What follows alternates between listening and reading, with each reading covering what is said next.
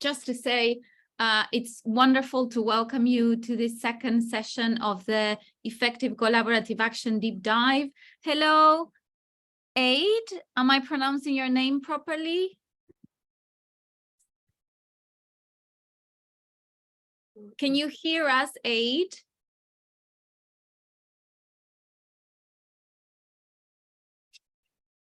I'm not sure if Aid can hear us. Hi, Iburini, welcome. Thank you for joining. Hi, Zoe. Hi. Good to see you. Nice to see you, Robert. Hello, Thank you Cindy. for putting your camera on. That's wonderful. Thank you very much. So yeah, so we were starting with a session today. Welcome everyone, and let's see if we can get if we can confirm whether Aid can hear us or not. Oh yeah, there you are. Am I pronouncing your name properly? Is it Aid? Yeah, you can call me Ade. Ade. Ade. Very okay. Ade. That's much more like I would say it in Spanish. So Ade, welcome Ade. Very nice to have you with us today. Thank you. Thank you. And I think we've got Gloria also joining us. Hi, Gloria. Welcome. We're building the crowd. Hello.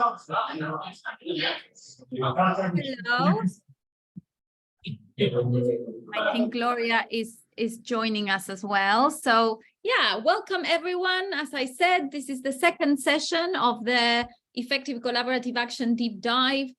And just a quick reminder of the intention for these sessions, that we can join and participate in this collective space in a very open mind, open heart way. Obviously, as we always say, your voice, your experience, your questions, your reflections, all of that matters. And we want to make sure that we apply the things that we are learning throughout the sessions to your own reality and work, and that it's an ongoing journey. So just to keep those principles in mind. And again, in the spirit of bringing us all together and into this space and practicing these different types of tools and things that we can use from a facilitation point of view, we're also going to do a one breath check-in today. For those of you who were not here last time, or just as a reminder, a one breath check-in is basically a technique that we use when facilitating groups, that invites everyone to share a response to a question that's offered, but the prompt is that we can do it by saying anything that fits into one breath, so that, you know, we invite people to keep it short, but still hear from every single person. So whatever fits in one breath. If you haven't joined last week's session, also, you are allowed to take a second breath and just share your name, location, and organization that you are coming from. And yes, today's one breath check-in question is, what would you like to receive from this session and this group today? And what would you like to offer? One breath check-in. And yes, maybe we can start with Robert, if that's okay. Robert, okay. What would you like to receive from this session and this group today? And what would you like to offer? Yeah, for the session today, there's a part of the topic related to power. And I am really interested to understand how colleagues experience the struggle in dealing with this power issue in their work.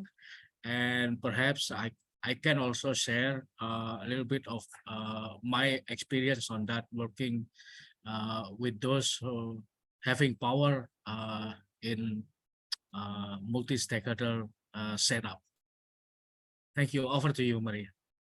Thank you very much, Robert. And if you can pass the ball to someone from the group.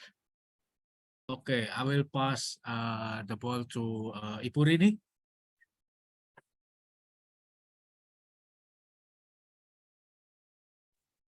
You're muted, Ibu Rini. Sorry. Yes, thank you, Robert. My goal for today's session is to learn more on how we can manage power, because working with various stakeholders, especially working with the government, it is really important to know who has the power and how we can manage that so that we can deal with the our justice. I think, is that all? Yeah. I covered the questions.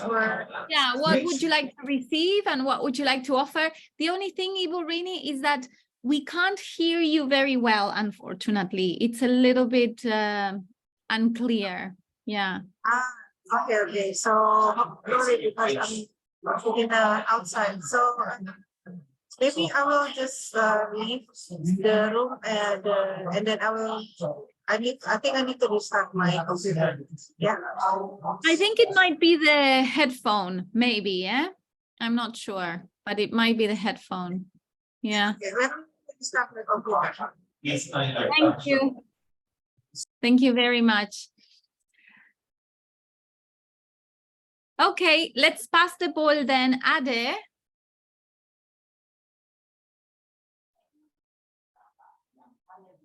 Yes. Yes. Yes, Oleh. What would you like to receive from this in one breath? Check in. What would you like to receive and what would you like to offer? Whatever you can fit in one breath. Yeah. It's because I've been working with one NGO that focus also and work together with the powers, especially for governments. And it was not really working well because sometimes it's to slow the process of the documents or anything, and maybe I can get more efficient the process and how to know more about working with powers. Yeah, I think that's past the so. Thank you. Thank you, Ade. Would you like to pass it on to someone, please? So we have Gloria, maybe. Gloria, yes. Yes. Hi, everyone. Hi, welcome. As the other one already said, I would like to learn how to communicate with the government partner with who we work on our project, and also how to communicate with colleagues where there is maybe an example, a difference of opinion or stuff like that. Thanks. I will pass the floor to Aline because she's just near to me. Oh, fantastic. Thank you. Thank you, Gloria.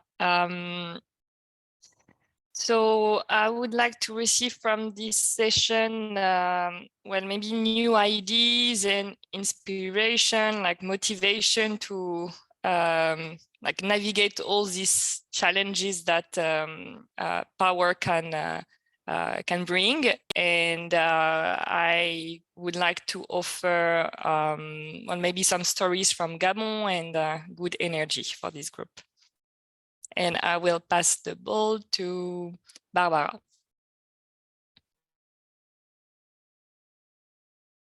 Fantastic. Barbara, I think you're on mute. Sorry. What I would like to receive is basically the same. I'm very curious about your experiences and how you deal with these barriers and situations that are not easy to deal with. So just understanding the dynamics is very useful, you know. So when we face them, I will remember you and understanding that is normal. And then also to discuss with you or together how we can move forward and what we can try. So in this sense that I also, what I can offer is this, what I've been doing. But as I said, I think what is very interesting to me is to exchange with you and check whether what we are doing is the right thing and where we can agree all together. Thank you. I pass the word to, I don't know who hasn't participated so far. Lawrence, I think. Lawrence. Yeah, Lawrence. Yes, thank you, Barbara. And of course, to add on what everyone has said, you see, collaborations are affected and influenced by power. So it is very important to listen in from other people and other parts of the world, how strategies and their thinking of how we can use power as and influence collaborations and the food systems and in spaces where we work. And my promise is I would also share on my experiences and what has happened in Uganda and the organizations that I work with. Thank you. So I think Federica hasn't spoken. I don't know whether she's also in a position to speak. So please, Federica, I pass it on to you. Thank you, Lawrence. I'm really looking forward to hear your experiences about power dynamics, as well as how you faced it in the past and different challenges that that indeed you were facing. And at the same time, I would like to offer, well, first of all, my positive energy and then also my technical support. Over to you, Uchi, who recently joined us. Welcome. Welcome, Uchi. Lovely to see you again in this second session. We are currently doing a one breath check-in, so whatever you can fit in one breath. And the question is, what would you like to receive from this session and this group today? And what would you like to offer?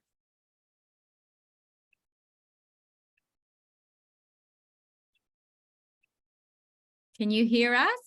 I think he might not be able to hear us, but I'm going to pick up on Lawrence's comment that Ade should take a second breath to introduce himself. So that's a very good point. So Ade, would you like to briefly introduce yourself, if that's okay, to the group?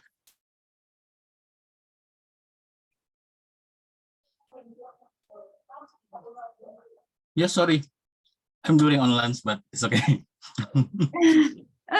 That's okay. It's a very relaxed environment. So don't worry. What do you want from me? Yeah, if you would like to introduce yourself, just to say, you know, your name, where you are based, in which organization. So good afternoon, Indonesian time, everyone. And my name is Ade Imansyah. I'm from Indonesia, based on Jakarta, and I work in one of project in UNDP. It's called DCP, Green Commodity Product, and I'm staff of Burini. She also joined us. She also joined in this session. I've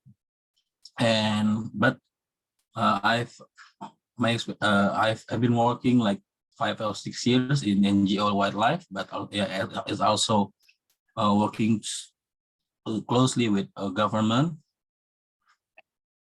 and I think that's it. That's it from me. Yeah. Sorry. Perfect. Thank you so much, Ade. And yeah, we're very pleased to have you here. And thank you everyone for taking the time and the energy to share where you're at and what you feel you can offer and what you would like to receive today. I hear that there's a lot of interest in the power, working with power aspect of today's session. So I'm going to try to speed up the first half so that we get more time to work on the power section. And we will also see that there's only so much we can do in 1 hour and a half or whatever time we might have to devote on power.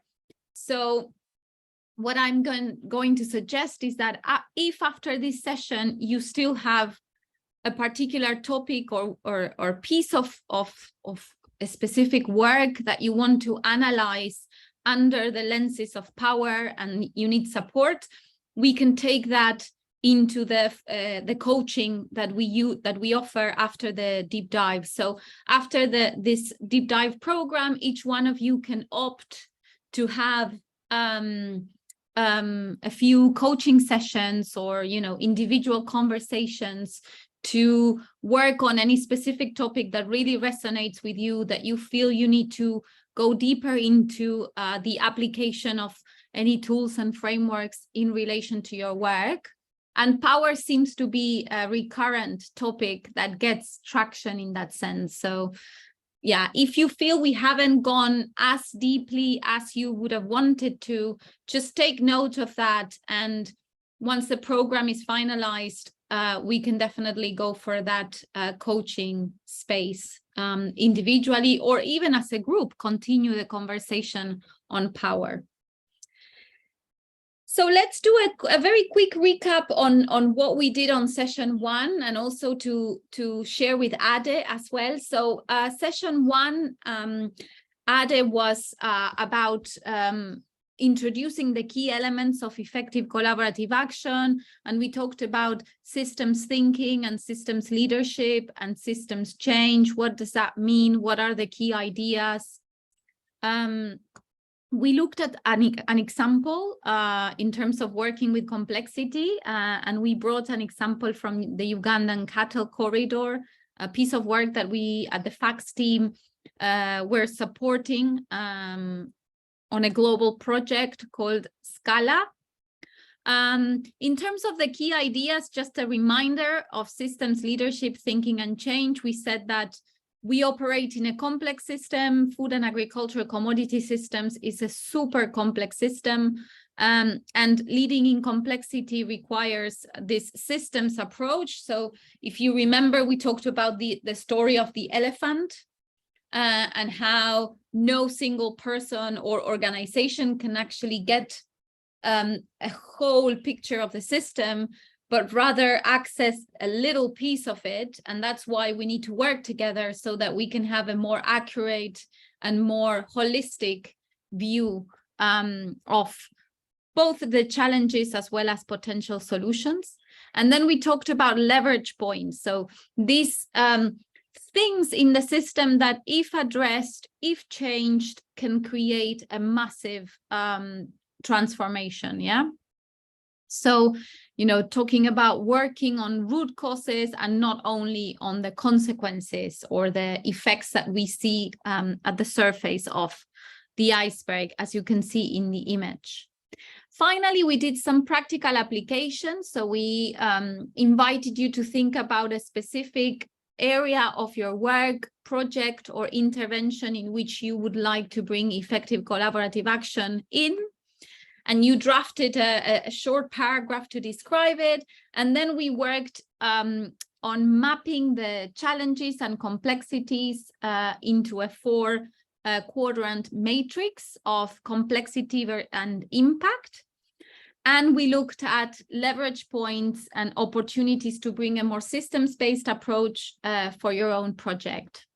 So that's where we're at. That's what we did on session 1.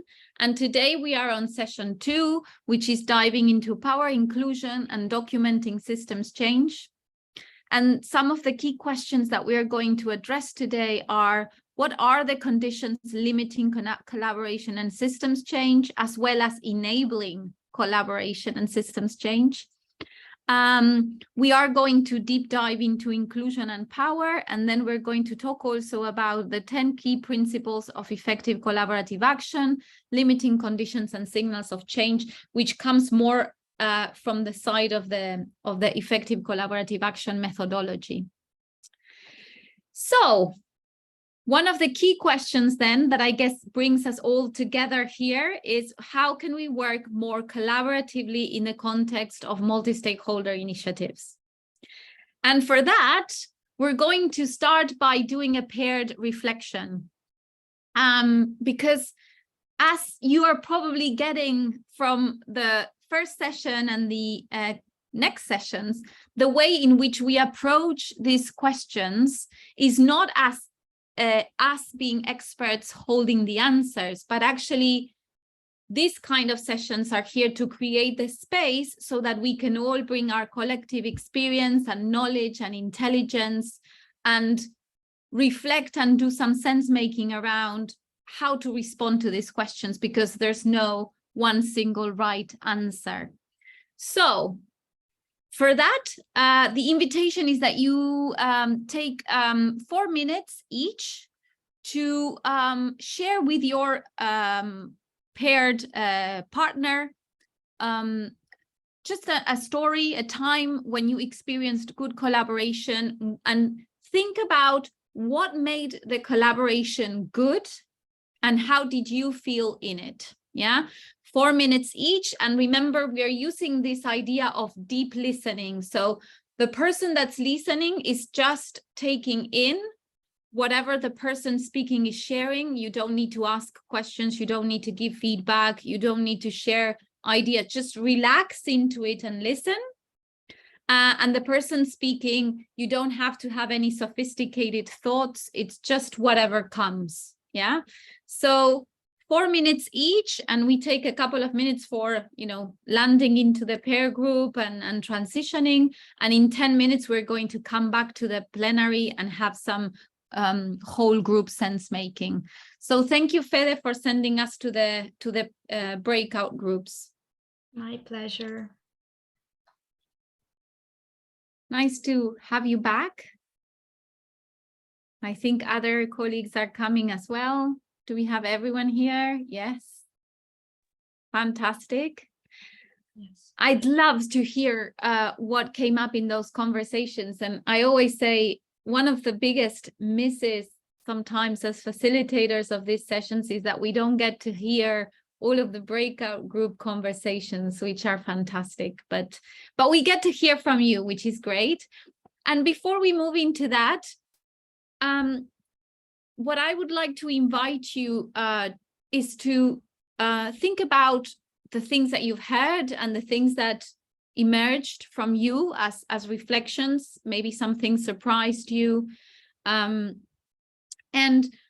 we're going to, before having this group conversation, capture these ideas so that we don't lose them and we can go back to them later on. And we are going to do that on a shared Google slide. And let me show you how it looks like. And Federica will put the link on the chat so that you can access it. So basically, we're going to take 5 minutes now. And I think you should be able to see my screen, but not sure why you're not seeing it. Let me start sharing again. Yeah. So this is the slide that we are going to work on together today. And first, imagine this is like a little curtain that I'm going to remove later on, and we're going to work on this bit first. So if you can reflect in, 2-3 minutes, some of the key ideas and reflections that you heard from yourself or from your partner around what is good collaboration and how does it look like, and just write it on these virtual sticky notes. And we will do something with that in a few minutes. So let's take 2 or 3 minutes and feel free to start writing. Let us know if you have any issues accessing the file, And you can also use the chat, and Federica and myself can help you in reflecting it here in this collective Google slide.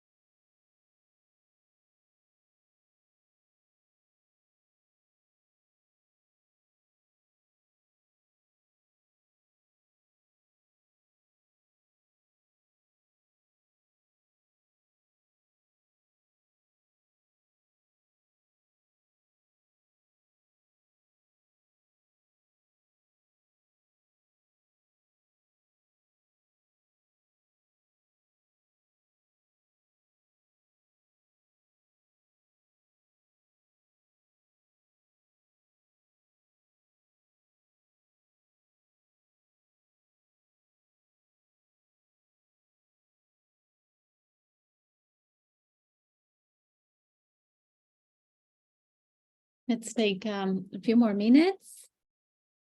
It's very nice to capture all of the insights and learnings. Thank you, Uchi. We will reflect this, and we will open the floor for more conversation about this very soon.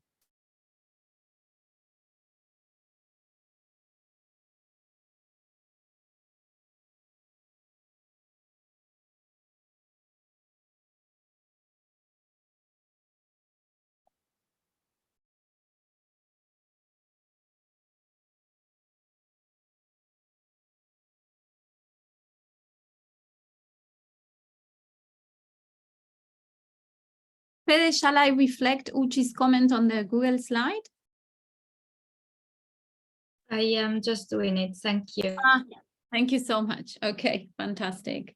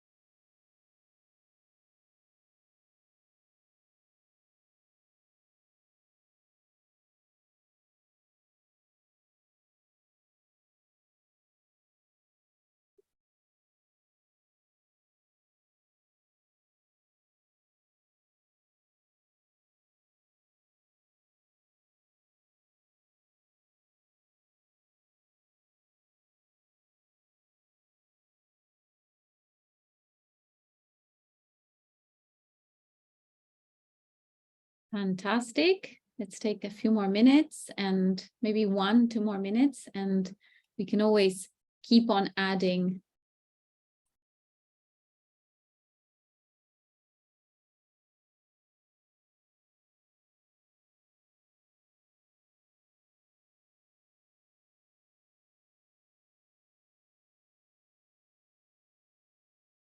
And for those of you who have finished providing your inputs, if you can start reading what others have added, that will help us in our next exercise.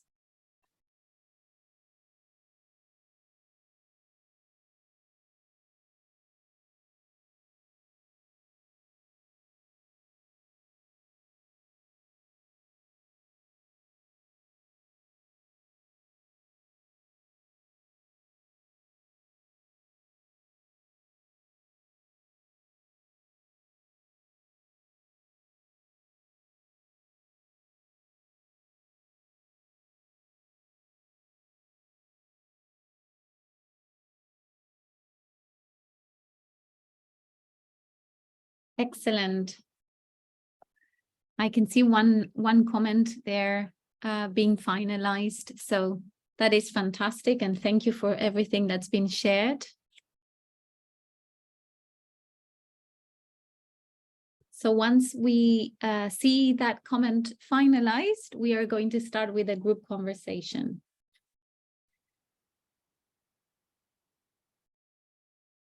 And yeah, feel free to continue adding if there's anything that feels important to add that hasn't been added. But in the meantime, I would love to open the floor and just hear your thoughts about what you've written, what you've heard, what you're reading, maybe, if there's anything that catches your attention that you would like to learn more of. Shall we start maybe, how about with Aline? Would you like to share anything?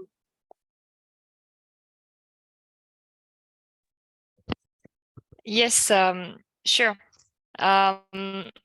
I think, I mean, yeah, what I'm reading resonate also with what I wrote, or like my experience, and maybe just to bring up some key points. I think like all the communication is really important to have like this good collaboration.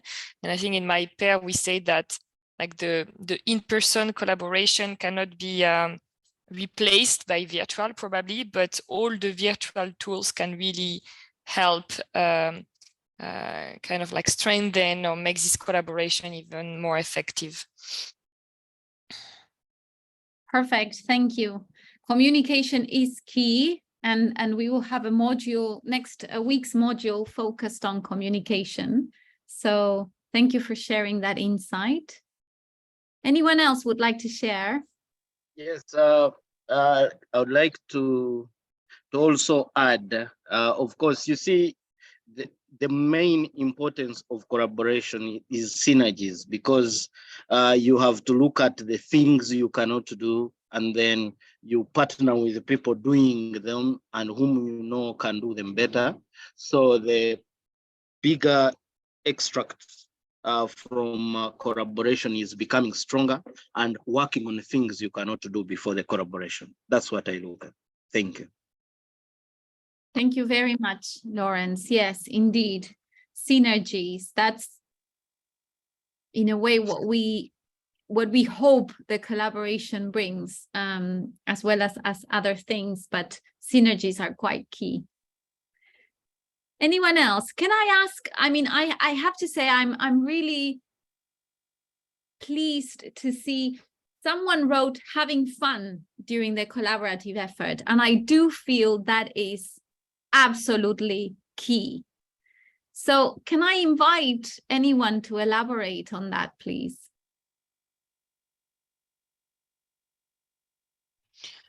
Well, I can maybe elaborate because I'm the one who put it.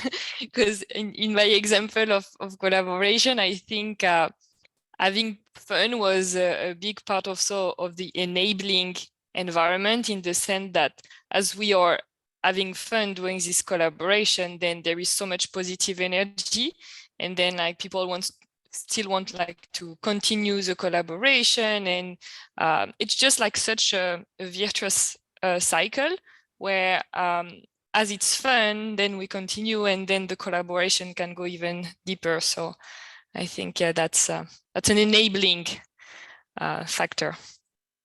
Indeed. Thank you very much. Yeah, Yes. sorry, I would like to add that I knew she was the one who wrote it because she talks about it in the breakup situation and in the breakup group. But of course, fun is very key for work. So many people have pressure. So many people have challenges performing at work because of the pressure at work. When work has a bit of fun in it, it brings out the best of people. That's my thinking. Yeah, thank you very much. Thank you, Aline, and thank you, Lawrence. And just to notice, we've got Elizabeth and we've got James joining us today. Welcome to you both. Just to say hi and briefly explain where we are at. We're looking at a previous paired conversation that we had on what is good collaboration and experience of good collaboration. And so reflecting on the key insights that we got from that. So James, Elizabeth, if you would like to step in and just introduce yourselves and share anything, please feel free to do so. You are very, very welcome to this group today. Okay, thank you. Thank you, colleague. I am very pleased to join to this experience sharing. A good collaboration for me is how you make trust yourself and your organization image through partnership, work, relationship. And this is how I try to work in all sides with my counterpart, national partnership, a community counterpart, etc. And good collaboration for me is a working tool, a life tool. And we need to develop this tool to success, reflection, action, and well-being, well-working areas. It is what I can share. Thank you very much, Elizabeth. And thank you for joining us today. It's wonderful to have you back. James, yes, welcome. Yes, good morning. Sorry for first not attending the last meeting. I was mid-air when the first one happened, and for joining late. I'm overseas in Cameroon, and the connection to the meeting wasn't so easy to initiate. No worries. I work for the Central African Forest Initiative, and one of the things we're trying to do is to reduce deforestation through transformation of food crop value chains. And collaboration and coordination between different ministries and stakeholders and private sector and so on is a key part of what we're trying to achieve. So I was interested to at least follow, if I could, live some of the sessions, but if not, look at some of the recordings and conclusions at the end. So I apologize that I will not be able to join all of the meetings all of the time, and look forward to seeing the results. But on this particular point, I just added my little contribution. I think it's very important that the groups have a clear mandate and terms of reference for all participants, so that people know what they're doing and that it will have an impact. I have seen quite a lot of collaborative groups which are set up somewhat voluntarily, do great work, but their results are not really taken into account because their mandate wasn't clearly given to them by a necessary authority. So a little example, but a sustainable palm oil initiative. We spent the last 6 to 8 years trying to design a sustainable palm oil strategy for Cameroon, with lots of stakeholders taking part. It remains a draft, unadopted, because whilst they did have a mandate, it wasn't clear enough that the government was ready to actually implement all of the things they recommended. So getting this government buy-in is very important. Thank you for letting me talk so long. Oh, no, pleasure. Thank you for sharing. I mean, these sessions are very conversational. And they're also very welcoming to anyone that wants to join and can join in the way that they can join. But as we always say, it's about leveraging on the collective intelligence. So thank you for sharing your experience and the work that you're doing. Just to say, James, that we have here the National Platform Manager for Sustainable Palm Oil in Indonesia, Ibu Rini.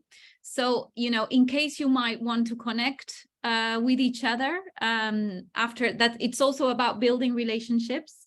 And Ibu Rini has a lot of experience working on sustainable palm oil in Indonesia and basically building the national platform and the national action plan together with her team at UNDP. So, you know, feel free to connect with each other if that creates any sort of opportunities for cross-learning and budding up. So thank you very much. Yes, and thank you, everyone.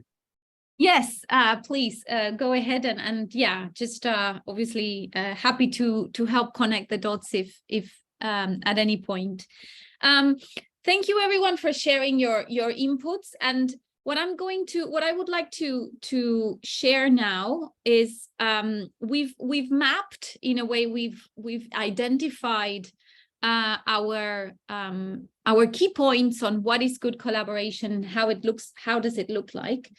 And now I would like to share with you a framework that I find really useful. And I'm going to take this point around simple language that was also identified in good collaboration, because I kind of agree that sometimes when we talk about collaboration, multi-stakeholder collaboration, systems change, language can become a little bit complex and complicated, and that doesn't help. And so I like this framework because I feel it brings that sort of simplicity. And it's called the 4 agendas of collaborative innovation, and it actually forms, as you can see, the acronym CALM. So in order to collaborate, stay calm. It's good to remember it as well. And CALM in this context stands for connecting, aligning, learning, and making. Yeah, so these are the 4 key pillars or agendas to bring in collaboration. And very briefly, I would like to share what each one of these pillars mean, but of course it's quite intuitive, right? When we talk about connecting, it's about building trusting connections, relationships across different stakeholders, bringing people together, creating a safe space, building trust. When we talk about aligning, and you mentioned this quite a lot in the inputs that you added to the Google slide, aligning around a clear and deeply shared intent for our work together. What's our vision? Where do we need to get, even though we might not agree on where we are at the moment? What is the thing that can bring us together?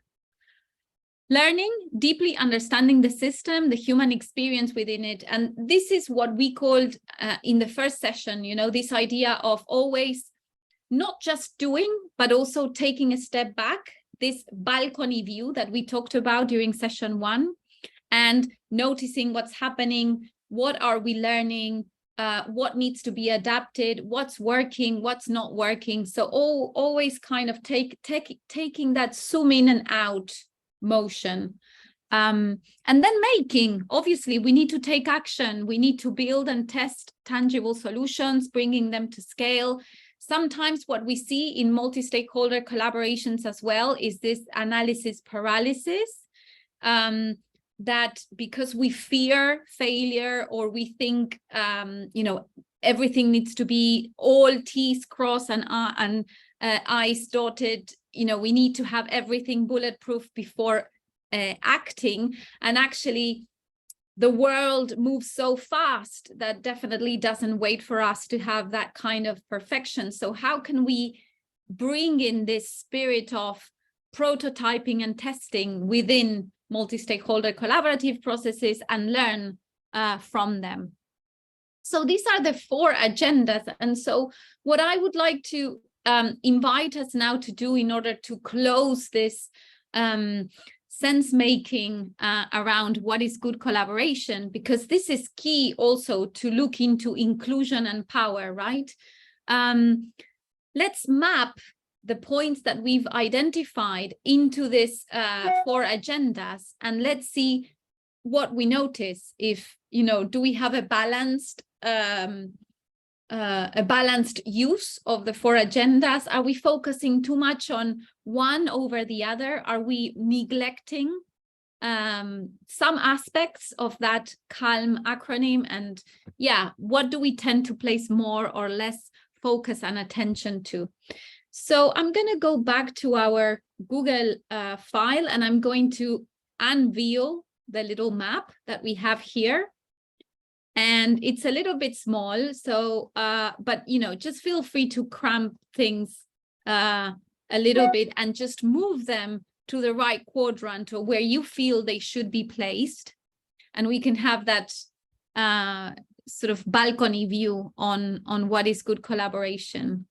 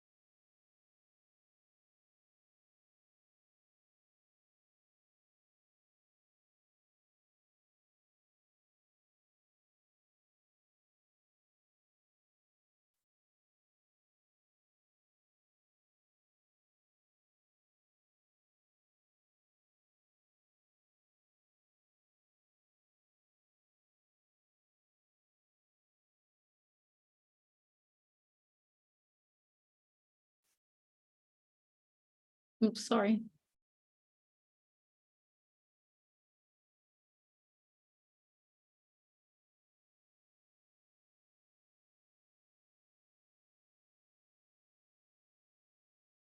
Excellent. Thank you very much. So it seems we have a good mapping already. Just trying to make all of the points visible. So I might just move things a little bit. Yeah. Okay. Excellent. So what do you notice when you see this mapping? What do you notice?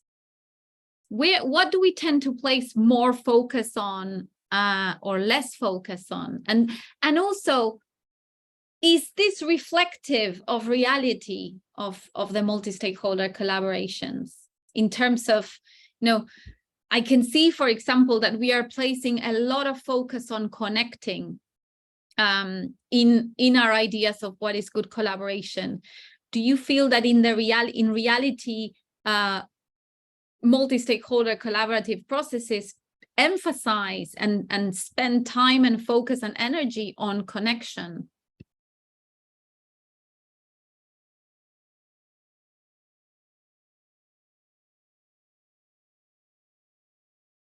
Who would like to share? Yes? Yeah, okay. Thank you, Soler. I agree with that. I mean, building a good connection is very key in collaboration, yeah, because you cannot have a collaboration if you don't connect with the people or with the stakeholders that you are working with. Building up the connection, and not only between you as the facilitator, but also between all the stakeholders or people involved in that collaboration. So bring up, maintaining the collaboration and building up the connection is very important. So I do agree, and this is very realistic. this, and also by building up the connection, it's also building up the trust, and then by trusting, you can also collaborate better. I think that's all from me for now. Thank you. Thank you very much, Iburini. Anyone else would like to share their thoughts and experiences?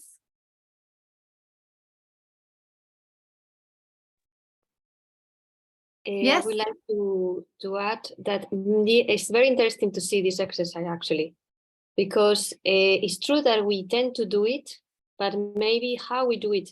Because for instance, in my experience, I can connect deeply with some of the stakeholders that I managed to do so, but how do I know I am connecting with all of them or the majority of them? Because sometimes what happens is that if one of these people, for some reason, change their positions, then I have an issue with sustainability.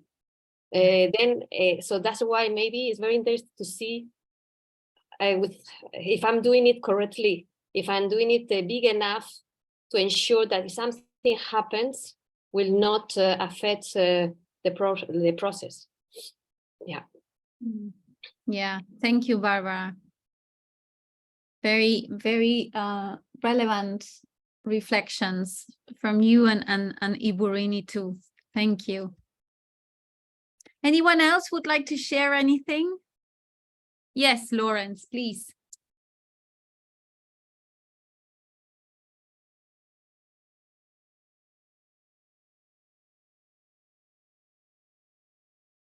Lawrence, can you hear us?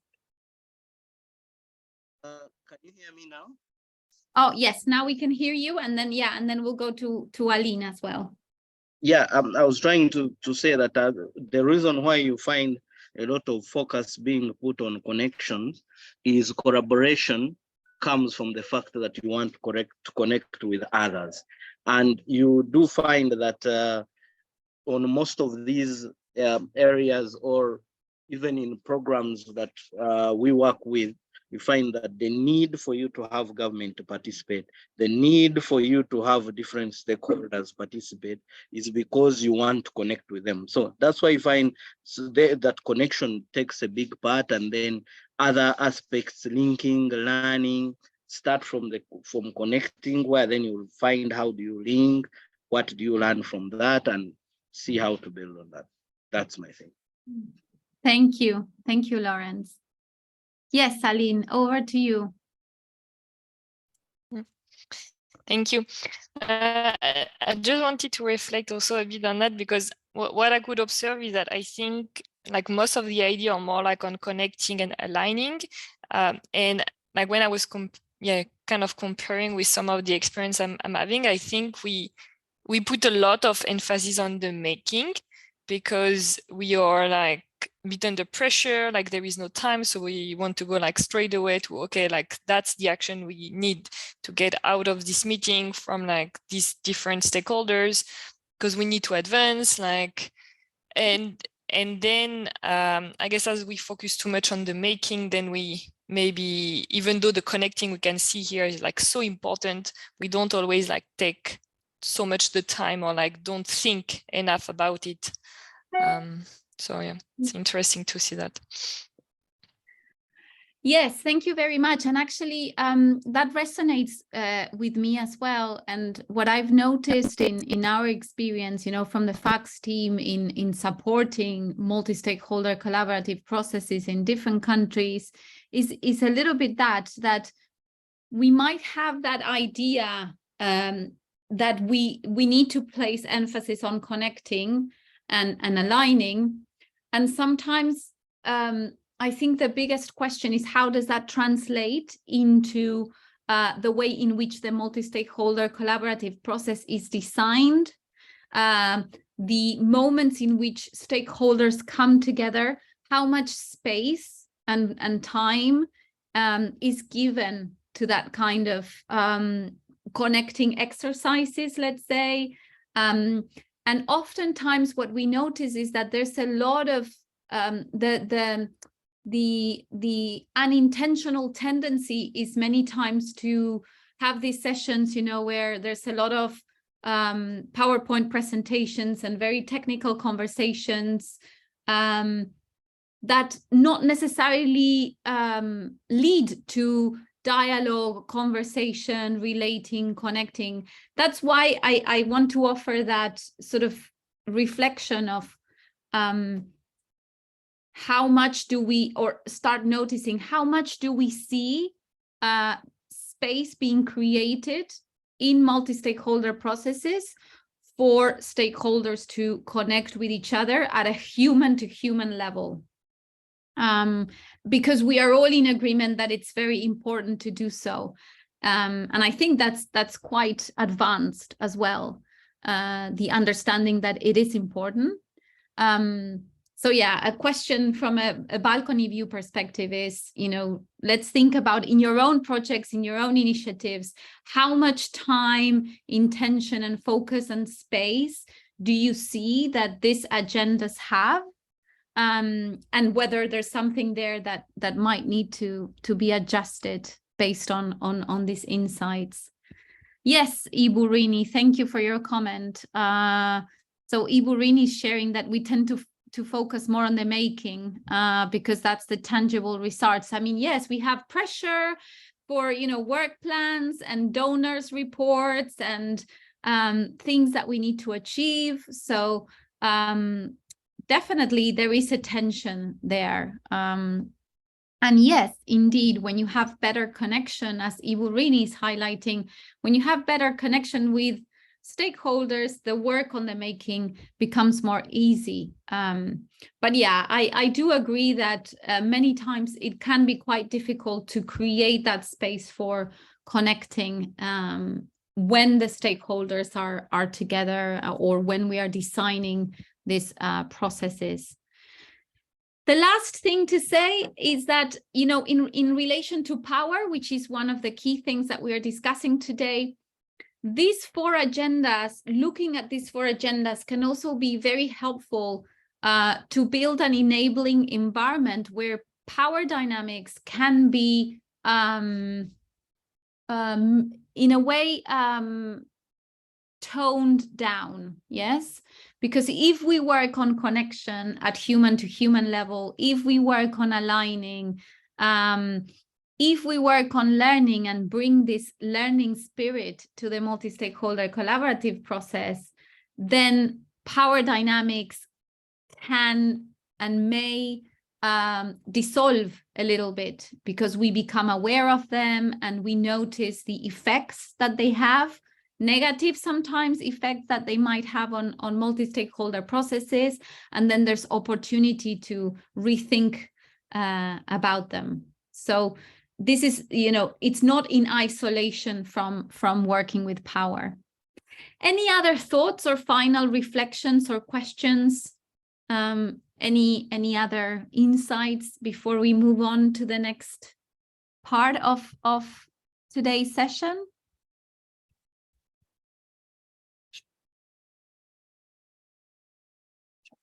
Are we good? Yeah. Hopefully this is a tool that you can use then to think about your own projects as we move forward. And so now we're going to continue,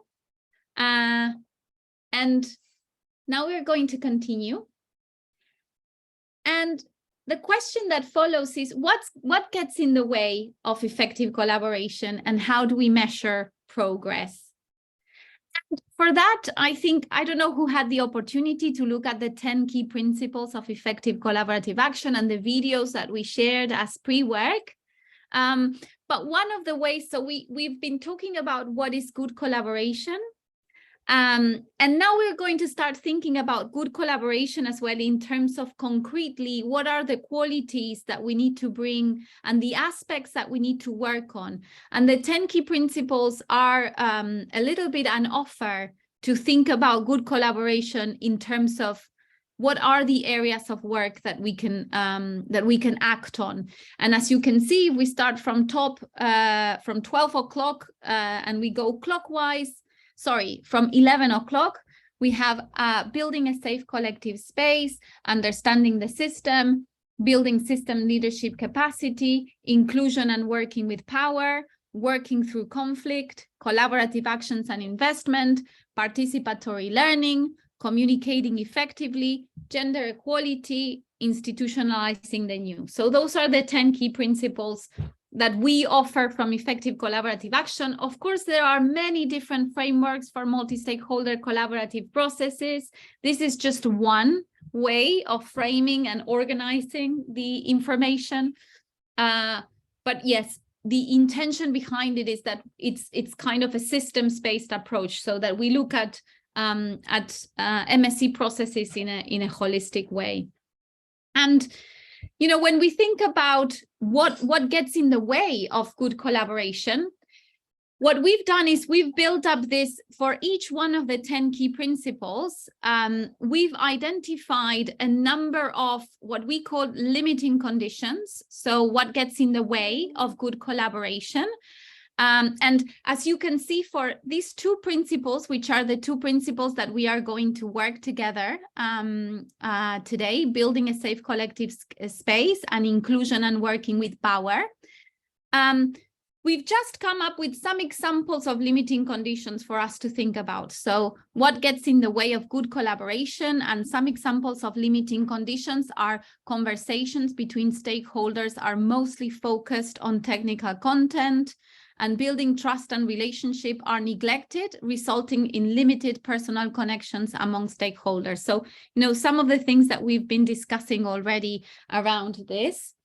Examples of tools and practices that can help us advance in this particular principle, you know, things that we are doing in our space together, check-in, deep listening, storytelling, circular settings at meetings. That is actually quite important, doing circles and, you know, starting the day as a circle, finishing as a circle, paired walks, careful intentional facilitation, share recreational activities like sports and social gatherings and one-to-one conversations.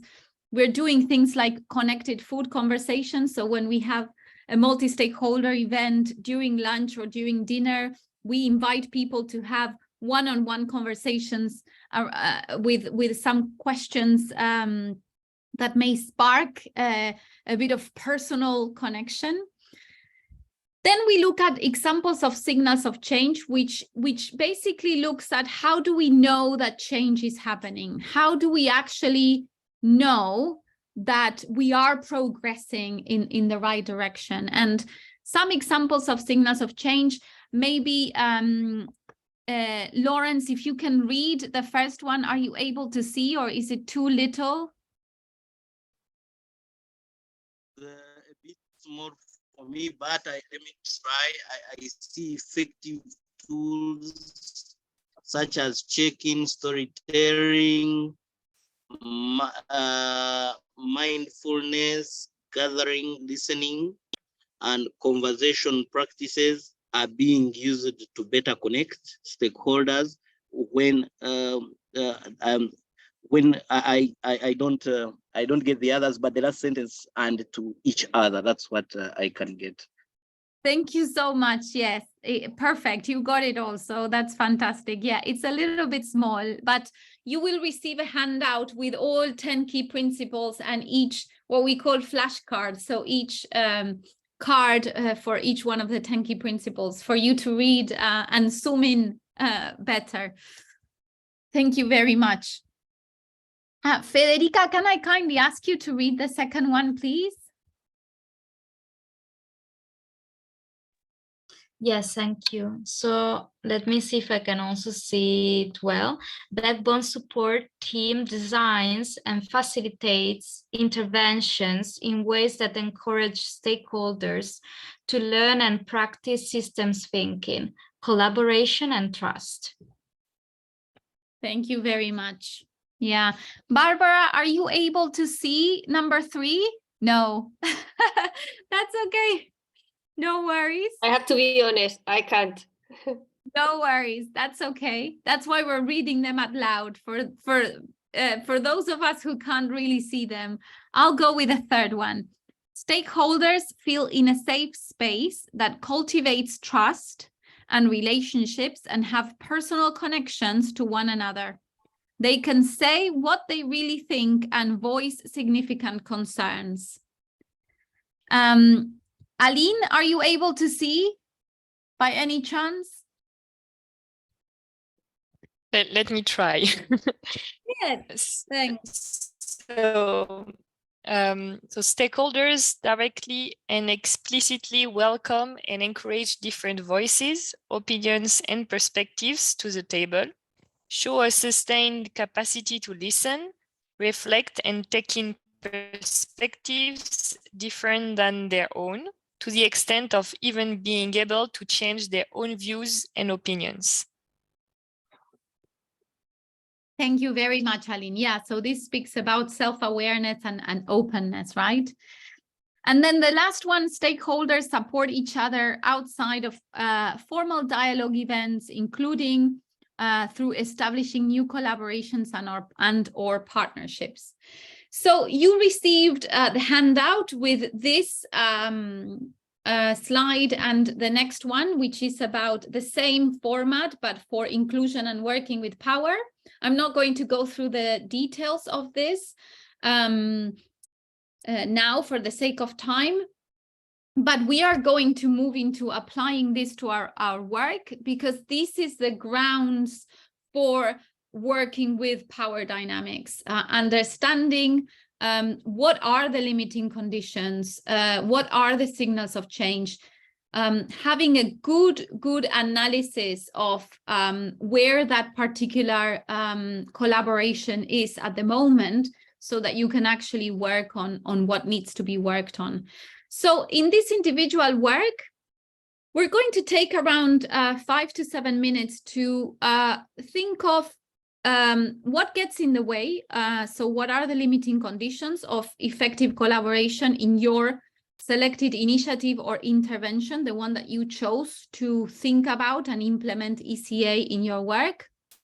And which aspects of good collaboration are already taking place? Which are the signals of change? And the way that we are going to do that is we're going to use our individual workspace, our individual Google Slides. Let me show you how this looks like. So I've got the, Federica, thank you for sharing the link. You can access your own slides from the link that Federica shared.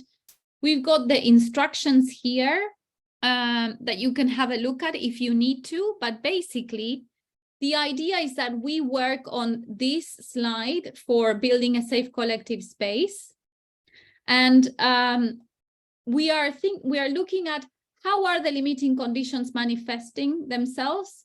You can see that we have here the limiting conditions that we just read, and so you can just paint them in a different color to identify which ones apply to your initiative or intervention, and add any others that you might see.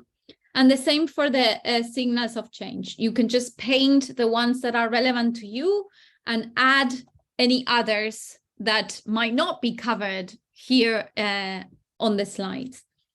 So for build a safe collective space and for inclusion and working with power, just go through these limiting conditions, early signals of change, paint them with a different color, let's say blue.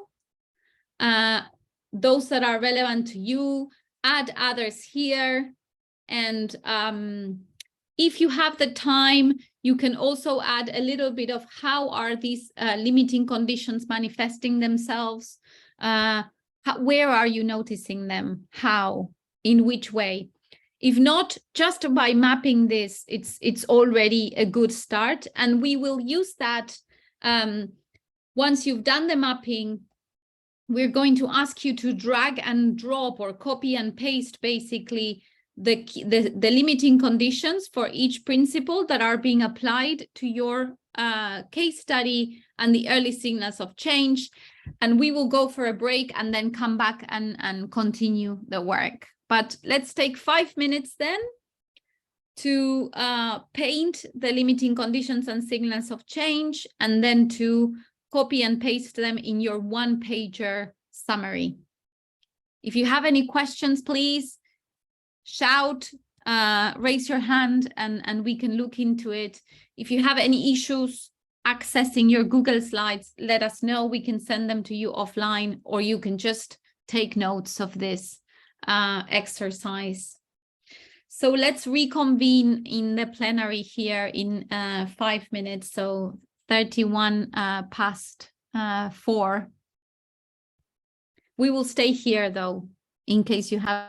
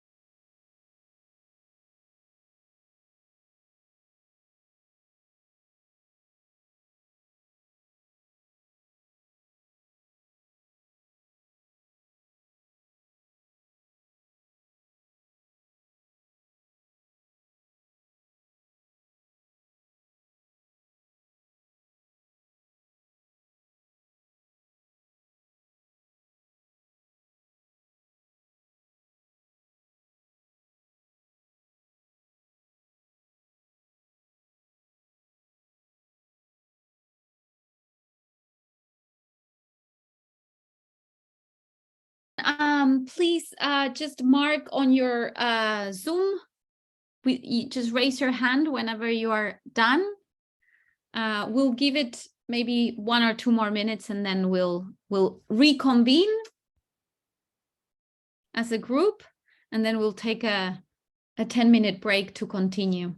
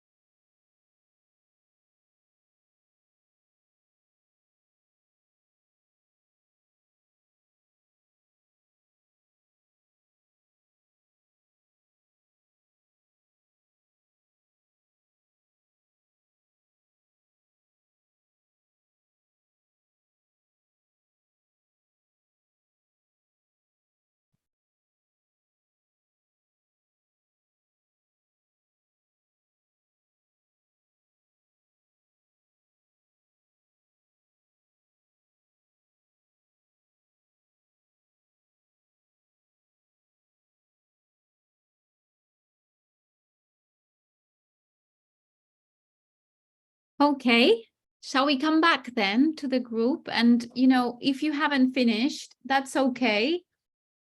We can leave it as it is, wherever you've left it, and then we can continue working on it at your own time and pace. Just wanted to stop sharing the slide for a minute so that we can see the whole group. And basically, we are going to take an 8-minute break now to stretch our legs, get some beverages if we need to, and come back 40 past the hour. Please leave your Zoom connected. I do ask you, please, if you can come back on time so that we can continue with the just rounding up this section and moving into the power section. So yeah, I'll see you in 7 minutes. Thank you, Federica, for the lovely music. And thank you, everyone. Welcome back. It's nice to see you for this last less than hour and a half, so hour and 20 minutes.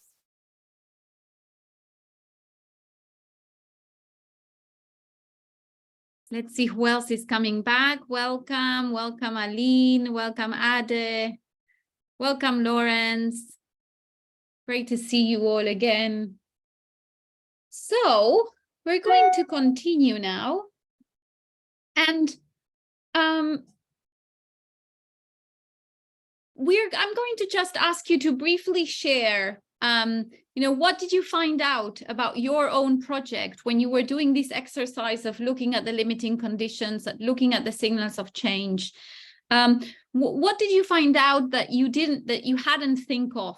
And yeah, if there's any ideas that may come up for you in terms of priorities and action points, it would be great to hear some reflections on that as well. So who would like to start?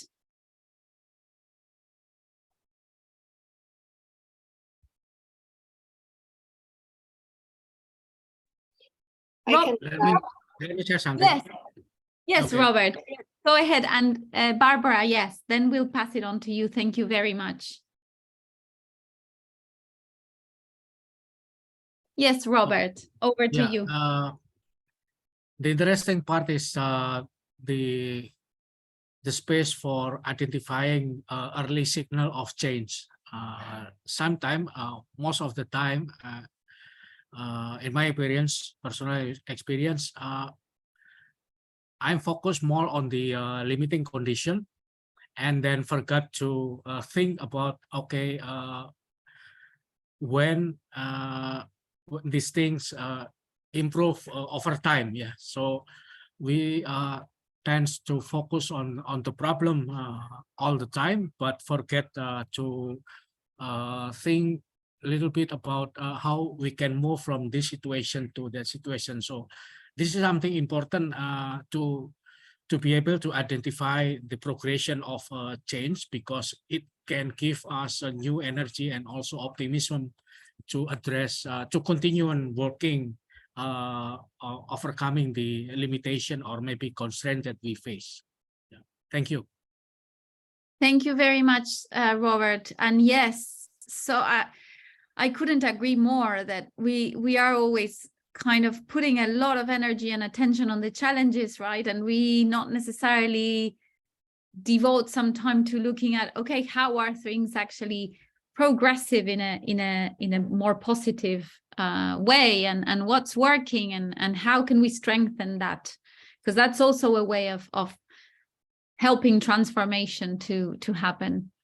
Barbara, yes, you were going to speak before, and then we'll go to Aline. Yeah, so for me, it was nice to see this comment on power is not discussed. I observed this in my platforms, and actually it's a big issue, because what it creates, even in the, so for instance, I work with some facilitators and then some other countries and NGOs. So what happened is that everybody talks about it outside the room, and gossips and all that, but really it affects the effective communication and effective way of working, but nobody raised it, and to NGOs affects very much. And so for me, this was really relevant to see how we could start talking about it and how these people can be addressed to understand that it's inclusive work rather than power work. Yeah. Thank you so much, Barbara. And that's so important. And I'm just going to do a follow-up question because I feel we are getting into really something very, very substantial. Why do you and others think that it is so difficult to talk about power? What is a precondition in a multi-stakeholder collaborative process to be able to talk about power?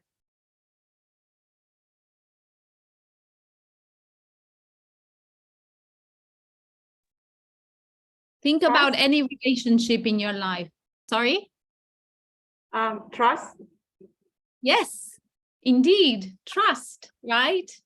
When are you able to talk about power dynamics, even with your loved ones, right? When there's a safe space to do so. And that's why we chose to put together, build a safe collective space and inclusion and working with power as the two key principles of effective collaborative action in this module today when we are working with power. Because oftentimes what we notice is that power dynamics cannot be discussed or addressed unless we feel we are in a safe space to do so. And we've had a very concrete example in a country where we organized a dialogue recently, and we brought in a framework and methodologies, and we called it, something around, we said we were going to talk about hard truths. And we created all of these dynamics for all of that to emerge, and things did emerge. But what happened is that we didn't realize there were underlying dynamics within stakeholders, and many of the things that happened during the session created tensions outside of that session afterwards, because we hadn't really, and this is a lot about learning, as much as it is about learning about successes, it's about learning about failures. We probably hadn't taken the time or the enough focus on this question of, is it safe to talk about power dynamics for all of the people involved? How do we create a safe space? How do we make the conversation safe? And it really had quite some challenging repercussions. Yes, sorry, Barbara, does that resonate with you? Does that make sense? Yes, absolutely. I don't know if you want me to react or we continue. Whatever, yeah, whatever you feel like. If you feel you want to say something, please I'm go just ahead. reflecting by listening to you, because it's actually a topic that, as I said, is not being raised. But in my view, I think it has to be raised at the beginning of the process, because otherwise, it can always be fixed if it hasn't been fixed before. But I think participation rules has to be understood at the beginning of the process by all stakeholders. And if during the course of the discussions we can identify these issues not being well taken into account, has to be raised at the moment. Otherwise, it will be too late and it will affect the results.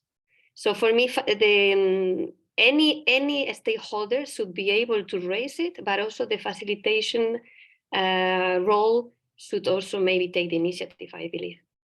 Yeah, indeed. Thank you. Aline, yes, over to you.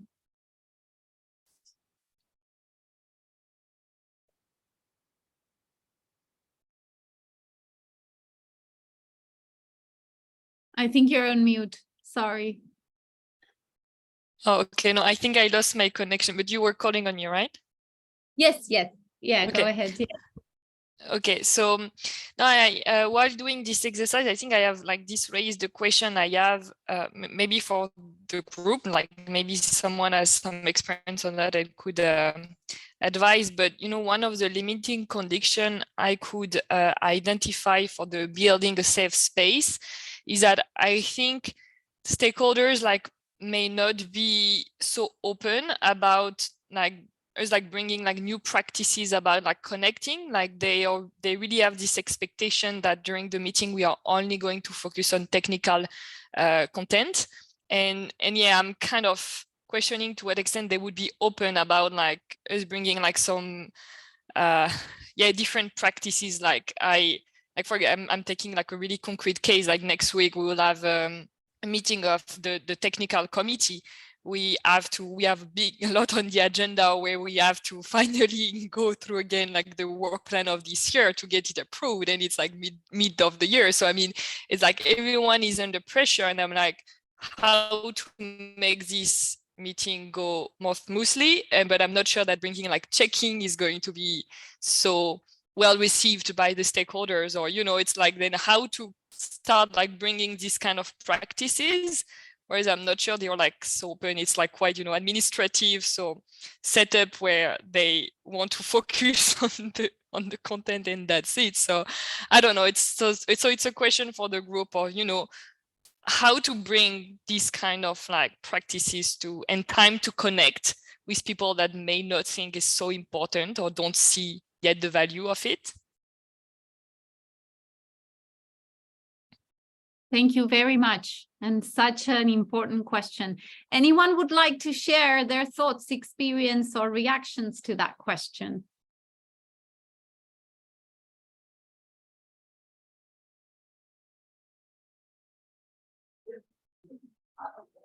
Again, I think I have to agree with Aline. Yeah. I mean,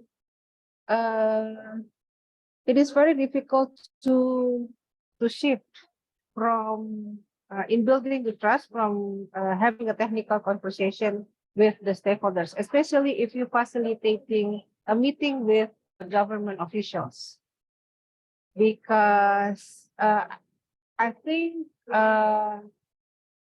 they think that I don't know, maybe the way our facilitate all this time is more on how we go to the technical thing. This is also related to that. We are focusing on the making, but not actually building the connection, building the trust.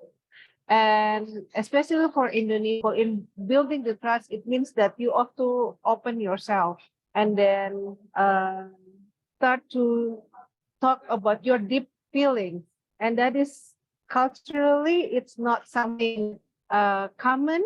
And then because we are tend to hold our feelings and our thoughts, so we not really taking speaking openly about our feelings, especially our feelings and our thoughts.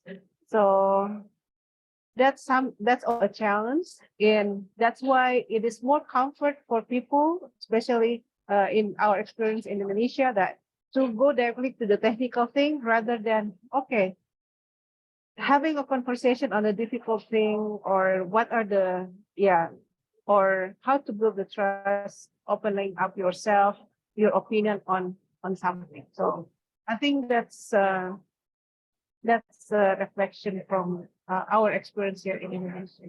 Thank you. Thank you, Ibu Rini. Anyone else would like to share anything? Any thoughts? Any practices? Apichaya, I know that you've been doing quite a lot of work on this space. So wondering if there's anything that you would like to share on your own experiences and learnings. Hi, everyone. Sorry, I came into the session very late. I maybe can share what came out from trying to use the signal of change tool with our CSO partner. So we grant them some financial support to do the innovative ideas in their own respective area. And we midterm, like we bring them together and use this signal of change table for them to reflect on the work that they do. And after the session end, they came to me reflecting that like some of the change that was given as an example in the table is something that they have never thought about before. For example, something around gender equality and power dynamic and some of the stakeholder communication method that they have been using. So I think that maybe it resonate with the first colleague who shared that sometimes we forgot about small details of the change that we make. A lot of the change has been focusing on like the change on the end beneficiaries, on the women groups, on the youth that we are working with, supporting. But if we often forget the small detail around power relation, around space that we have created. So these kind of tools helping them to appreciate more on the change that they are making in terms of qualitative change. And I think for UNDP, as someone who providing support, not only the financial but technical, it's also important for our partner to be able to document this kind of change as well. So we don't want just we don't want to just have like a number of women that they have held, but we want to know something around power relation, what other relationships has been created, because my project is actually on social cohesion for SDG. So I think this kind of signal of change has been very useful on the ground. And I totally agree with you around the power relation dynamics. Yes, the same situation happened to us as well. Thank you. Thank you. Thank you, Apichaya. And thank you everyone for sharing your thoughts and questions and contributions.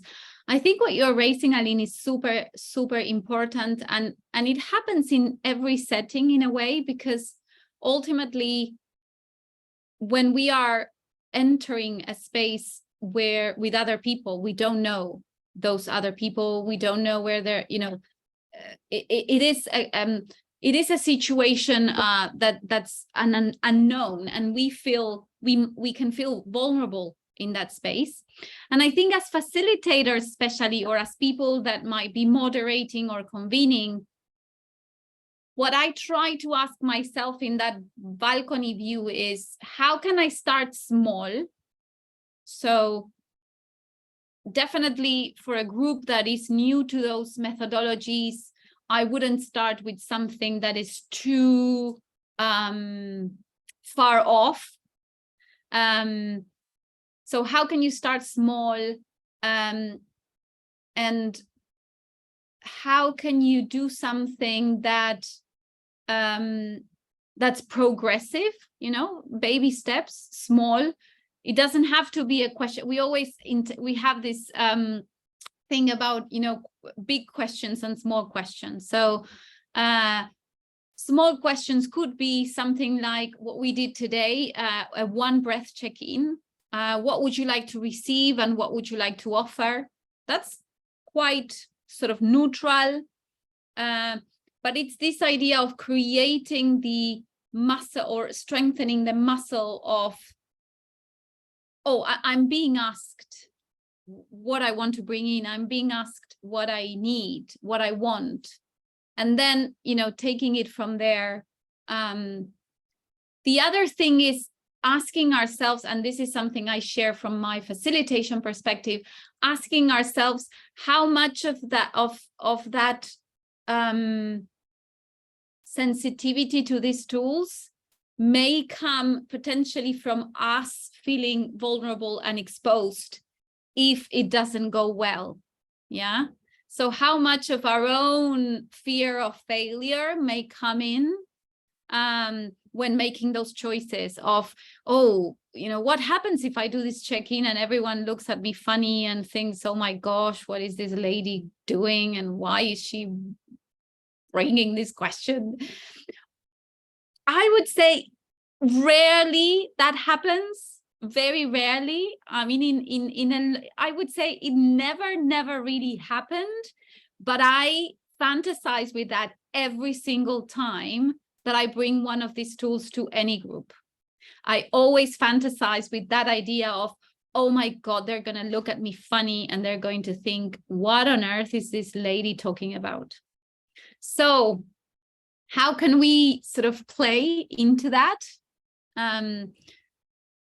Start small, try something subtle, and just maybe reflecting on how much of the resistance may come from ourselves as well, of the fear of the vulnerability that we put ourselves in by offering such practices.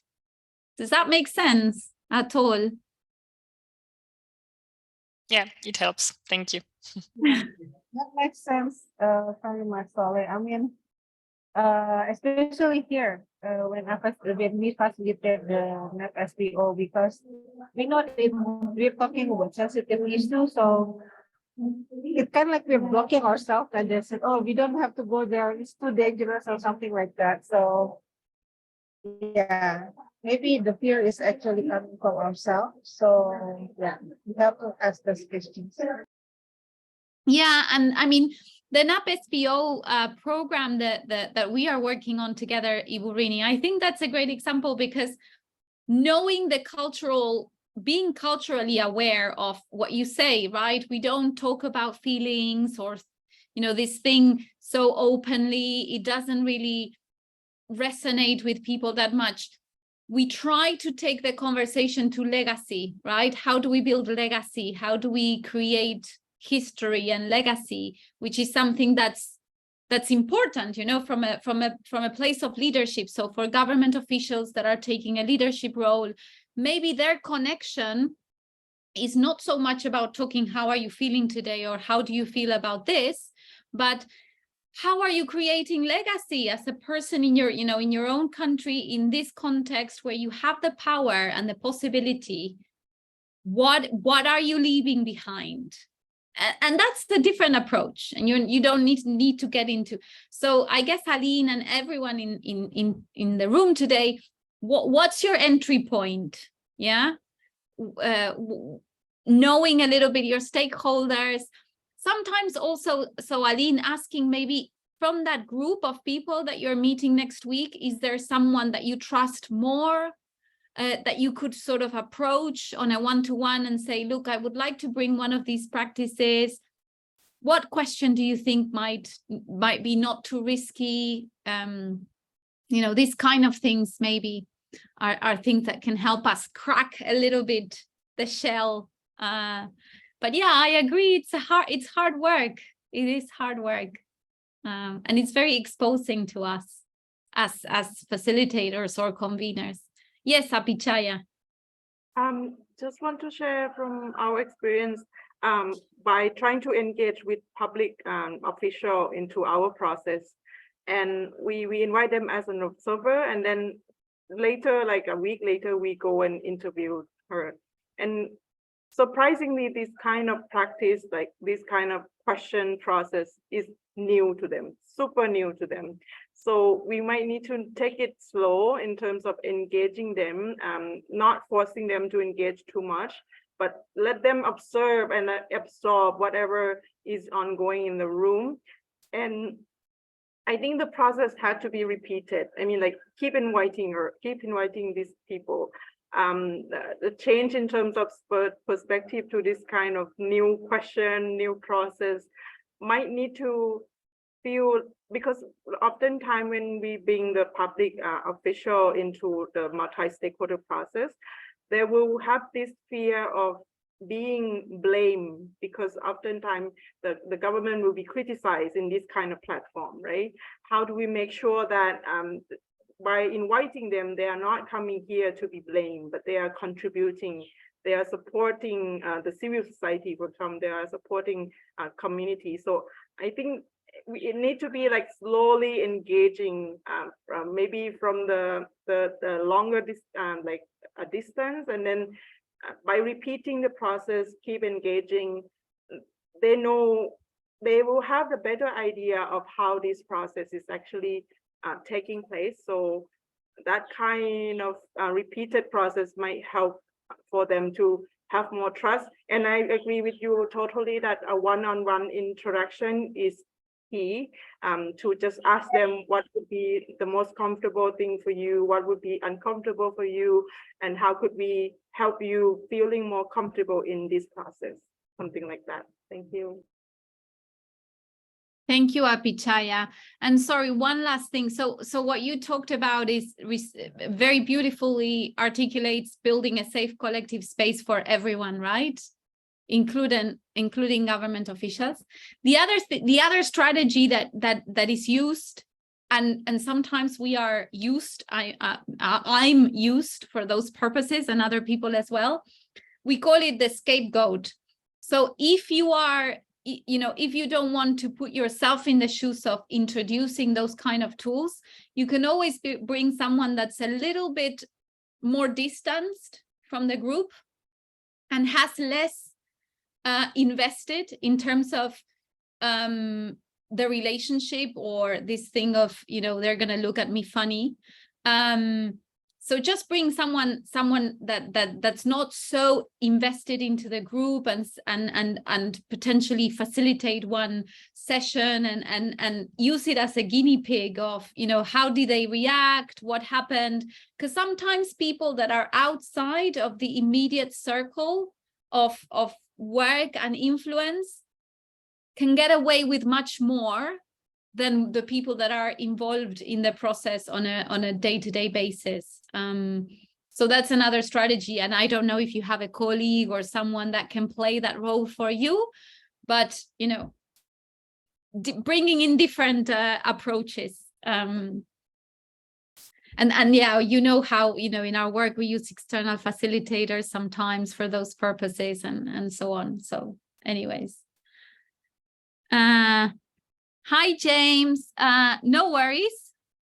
Welcome back. We are discussing, we're closing the discussion on limiting conditions, signals of change.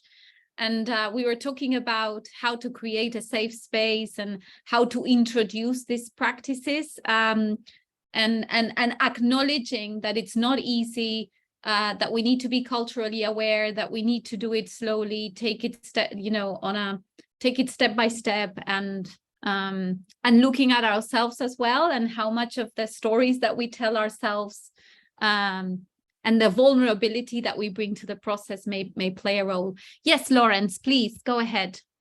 Yes, I just basically wanted to add that we've used a strategy before where we change the scenery.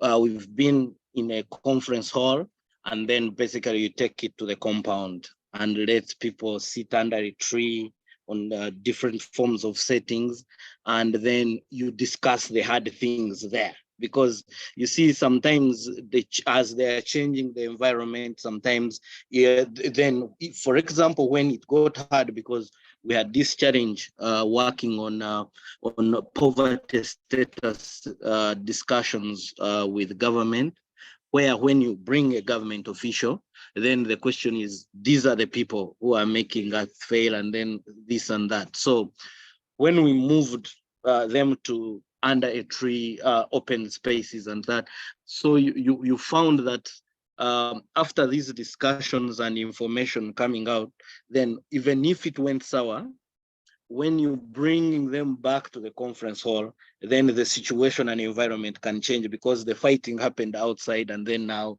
let's settle back and then let's talk. It's done. So things like that at one point can have helped in these discussions.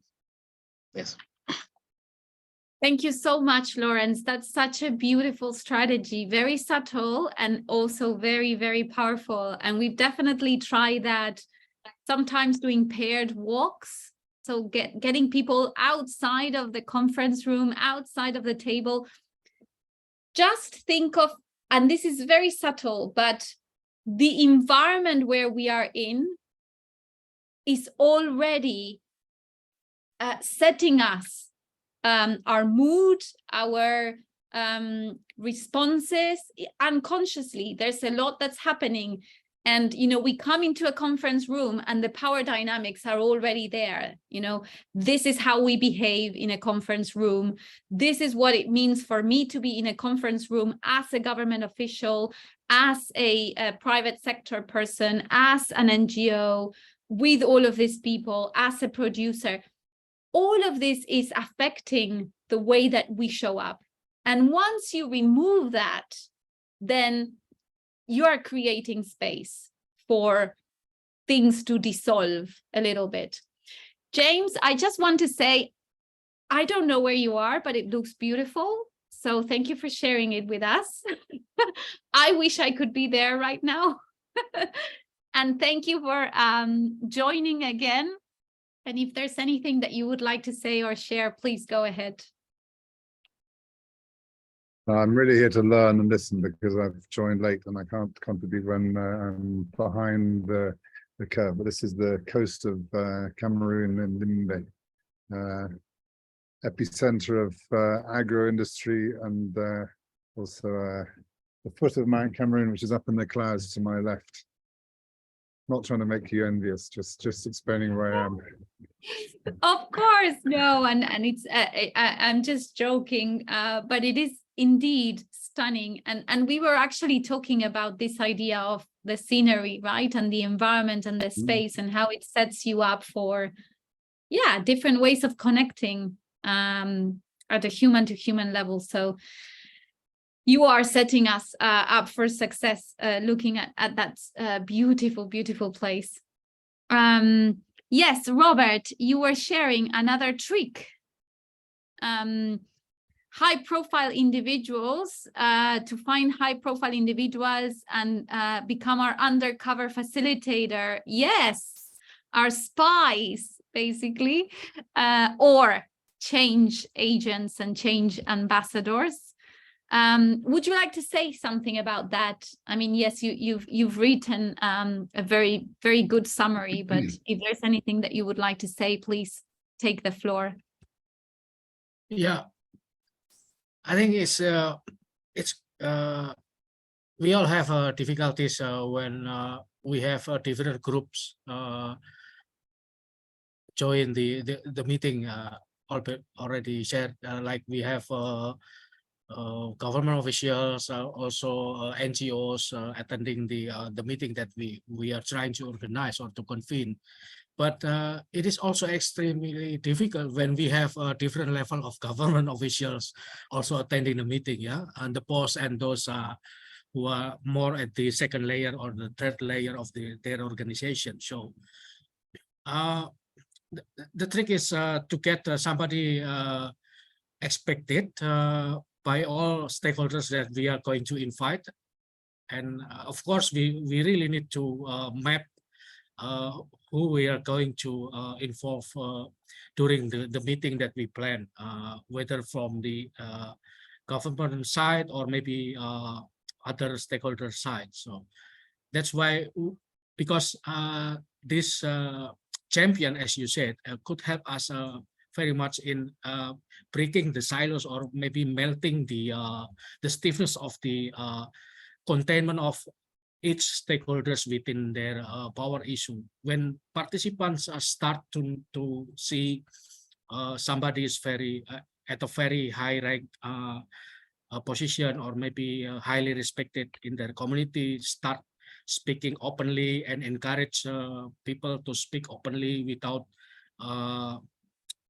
feeling unsafe or maybe afraid to speak openly, then they will start trying it. Yeah, so this is something that needs to be or maybe that the facilitators need somebody else, like I said, as the undercover, playing the role of undercover facilitators to start the first ball, and then the facilitator could use that building momentum during the meeting to generate bigger and bigger trust among the participants, and that we hope the process could flow. Of course, this will need preparatory works as I note that we really need to know who the parties that we would like to invite, and what will be the issues of power that we should be sensitive of, and we need to prepare several of scenarios when everything's what maybe could go wrong during that meeting, or maybe if there's an unexpected statement coming that maybe too harsh for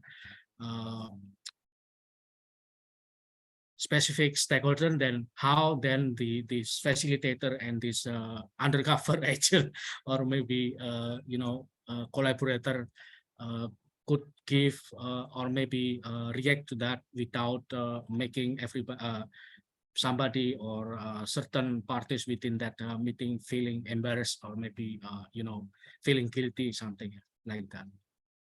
Yeah. Yes. Definitely, and super useful, Robert. Thank you for sharing. And actually, James shared on the chat that he's used this strategy in the past. Anything else that you would like to share, James? How did that go? What worked? Yeah, I mean, this was when I was recruited to prepare a rural development strategy for Cameroon. Many ministries at high level, ending up with, well, first director level, and then secretary general level meetings, and then ministry level meetings. And there were some ideas that were floating around that were daft. I'll give you an example. One was to create an agricultural development bank.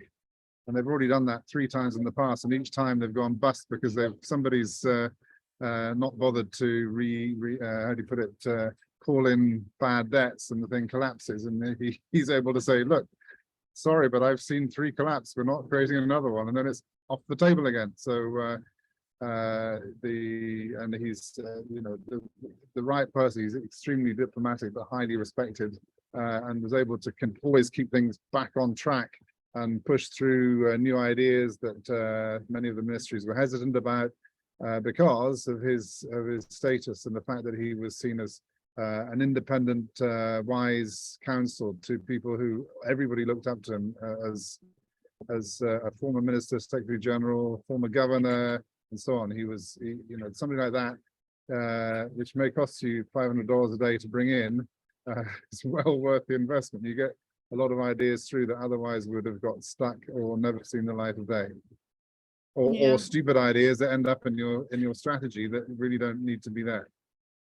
So yeah, on the point of a very typical recommendation from these kind of meetings is, oh, we need a committee to solve this problem, and he actually had in his own experience been collating an inventory of all the committees created to solve a problem, and he got to nearly 1,000 at the time of the meeting, and he said they all still exist, they all have terms of reference, they all get sitting allowances, and none of them have solved the problem they were set up to establish. And now we have a huge problem of which committee are we supposed to talk to when we want to solve a problem, and his solution is get rid of 99% of them and make a few of them work. And I think that kind of wisdom, and being able to say it to people who, high level people who are suggesting yet another committee, was very very powerful, and brought people back to how do you put it, reality, and realizing that committees are not always the solution to every problem.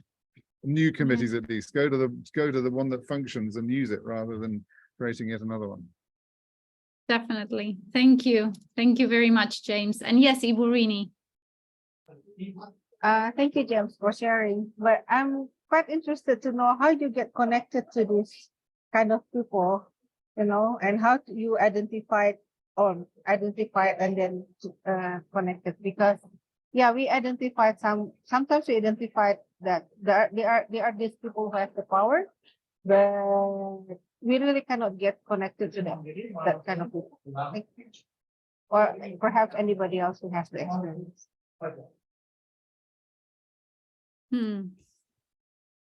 Yes, James, go ahead. Yeah. Thank you. Well, and in his case, it was more good fortune than anything else. He was already consulting for GIZ. I was working with GIZ. I had met him in other contexts. We'd become somehow friends. I've been working in Cameroon a long time, so I know the place. But as soon as I suggested it to him and the team that he would be the ideal person to be he wasn't quite the what did he call it, undercover facilitator. He did occasionally stand up and introduce himself as co-facilitator, but he would also mingle around and sit in the background and quietly talk to his colleagues. And so I think that was somewhat good luck. He retired from government quite a while ago, but he advises not just government of Cameroon. He travels all over Africa and is a consultant on particularly decentralization and governance. So he has a wealth of experience outside of the country as well. So he brings that perspective. And I think if you look around or ask around, there's always people like that who excel in what they do. They have a good reputation. They weren't mired in controversy when they were in office. And can be highly, highly instrumental in bringing around change. So in the case of Cameroon, we were trying to introduce the concept of green economy into the new rural development strategy. And there were lots of queries about it, but he came to the meeting and he helped us get it through. So now that's what's being implemented. Even if it's slow, all the terminology and language remained, even though there were some, probably 8 out of 10 of the Secretary Generals at the final sort of approval meeting were skeptical. He got them through, and luckily we had one of them. Again, this is more luck than design, but one of the Secretary Generals who'd done his thesis, doctorate thesis on green economy, and got all excited. And people like that are specialists on the topic who understand, have been outside the country and have thought differently about what's going on, and can reassure their colleagues that no, this is possible and it works for some countries, and so on. That can really work. And it doesn't have to be a national. I'll give you another example, if you don't mind me running on. I was leading a national forest program in Montenegro, a tiny country, but very, very complicated politics. We had to rewrite a new forest policy, and we had only, I was given 3 months to do it. And there was very little internal capacity or expertise that had any experience outside of Montenegro as to think differently. So we brought in 5 consultants from neighboring Yugoslav countries who all spoke the language. They all were in different positions with expertise in certain fields, and they facilitated the national stakeholders. They had no stake in it themselves, but they could bring the wealth of their experience from Slovenia and wherever else it was that was there, and Croatia and etc. and Serbia, and so they were seen as sort of brothers who came with a new experience, but were peers and equals, and we got it through. We had a completely very different policy from before in 3 months, and it was adopted unanimously. So again, it doesn't have to be a national expert. You can bring somebody who's respected from somewhere else, that people say, oh yes, he knows what he's talking about. He's been at that level of government. He can, or he or she can really help. So we had people, as I say, from 5 countries and Canada, actually, because they wanted to introduce a forest concession model that hadn't been used in the region. And Canada is the lead on that topic. So we brought in a Canadian who was head of the concession government or management service of the British Columbia Forest Service, and what he said was sort of taken as Bible, because he'd run the systems and could explain how they worked, and they listened. Yeah. Thank you very much. Thank you very much. So much to learn from each one of you, and our collective experiences. I guess just to wrap up a little bit this conversation and just move into the final section of today's module. A few things that come to mind from what I've been hearing is, well, working with power dynamics is an ongoing work. It doesn't just happen on the spot at an event or meeting. It's something that needs to be worked on a one-to-one individual basis, before, during, after. It's building relationships. And in many of the multi-stakeholder processes that we work on, we take a lot of time, do a power analysis, look at the stakeholder mapping, understanding who's who, where the power dynamics and relationships are happening, taking place, just to create that understanding of the situation, so that we can then influence and find those leverage points. The other thing is, and this is something that a person called Adam Kahane, I don't know if you know him, he's like one of these collaboration gurus.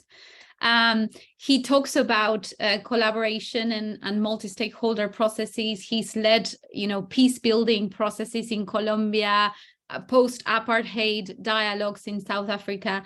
And he basically says this catchphrase, which is, we can't force people to collaborate. So no matter how good of a facilitator you are, no matter which tools you bring, how sophisticated or simple, you can't wake up someone that's pretending to sleep. So there are limitations as well to the work that can be done, and we need to acknowledge that. And related to that is the third point, that I think this is something that we take on board in every multi-stakeholder facilitation process. We signpost and say from the very beginning that the outcome of that process is a collective responsibility. It's not the facilitator that's going to get the results. It's the group.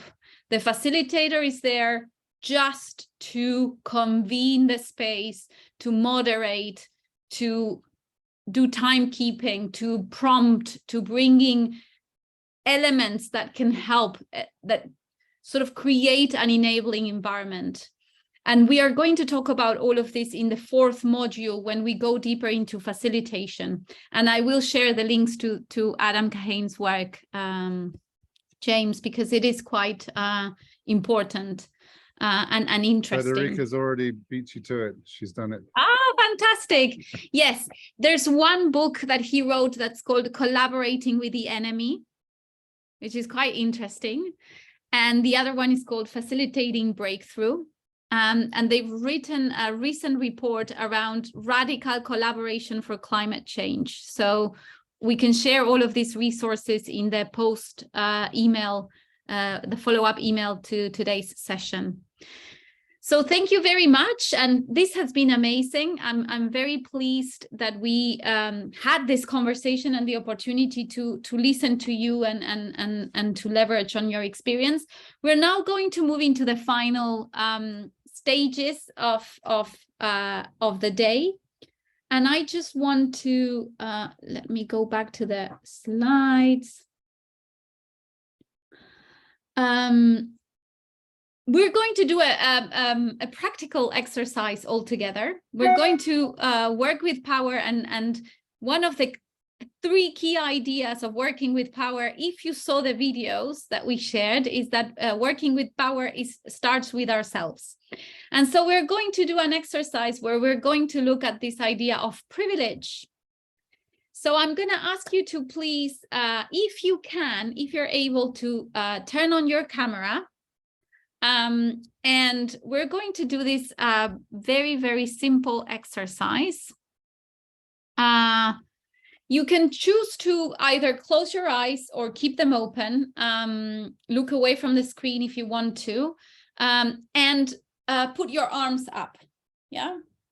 And the idea is that you focus on yourself. You don't need to look at what others are doing.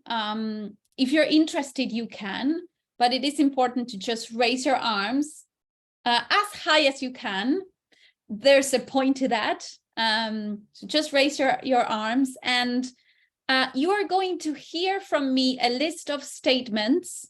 And if the statement applies to you, you have to keep your arms up. If the state doesn't apply to you, you put your arms down. And after each statement, you raise your arms again, and you decide if you need to put them down or keep them up. So, and then try to keep count of how many times you've kept your arms up. So you can put them down now. Put them down. Good. And we're going to do a test run, yeah? just 2 statements as a test run, and then we're going to do the real thing. Yes, it does feel like a good stretch. Okay, so arms up. Keep your arms up if you have eaten breakfast, lunch, or dinner before attending this meeting. Keep your arms up. Keep your arms up if you have attended the previous session of the ECA deep dive. Okay, good job. So you get it. Very good. So we're going to go through the actual 10 statements. So raise your arms, please. Keep your arms up. If you feel safe at work and in public places, even at night. Keep your arms up. If you feel comfortable actively contributing in a team setting without fear of someone interrupting, dismissing, or taking credit for your ideas.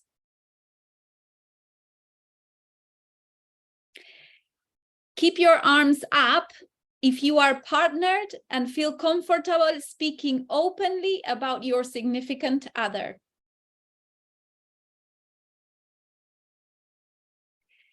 Keep your hands up if you have always been able to afford to join out of office lunches or after work social activities. Keep your arms up if you are rarely ever expected to take minutes or prepare coffee or tea during meetings. Keep your hands up, your arms up, if you have role models and representation at senior leadership levels in your organization.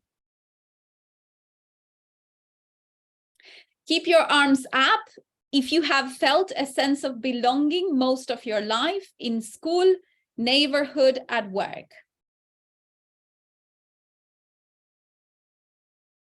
Keep your hands up if you have never felt self-conscious about your accent or felt pressured to change your mannerisms to gain credibility.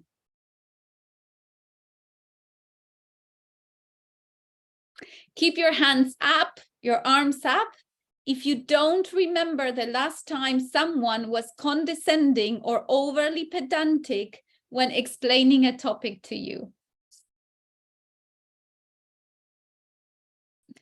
Keep your hands up when your competency has never been questioned due to being the primary caregiver for a child, an elderly, or someone with a disability.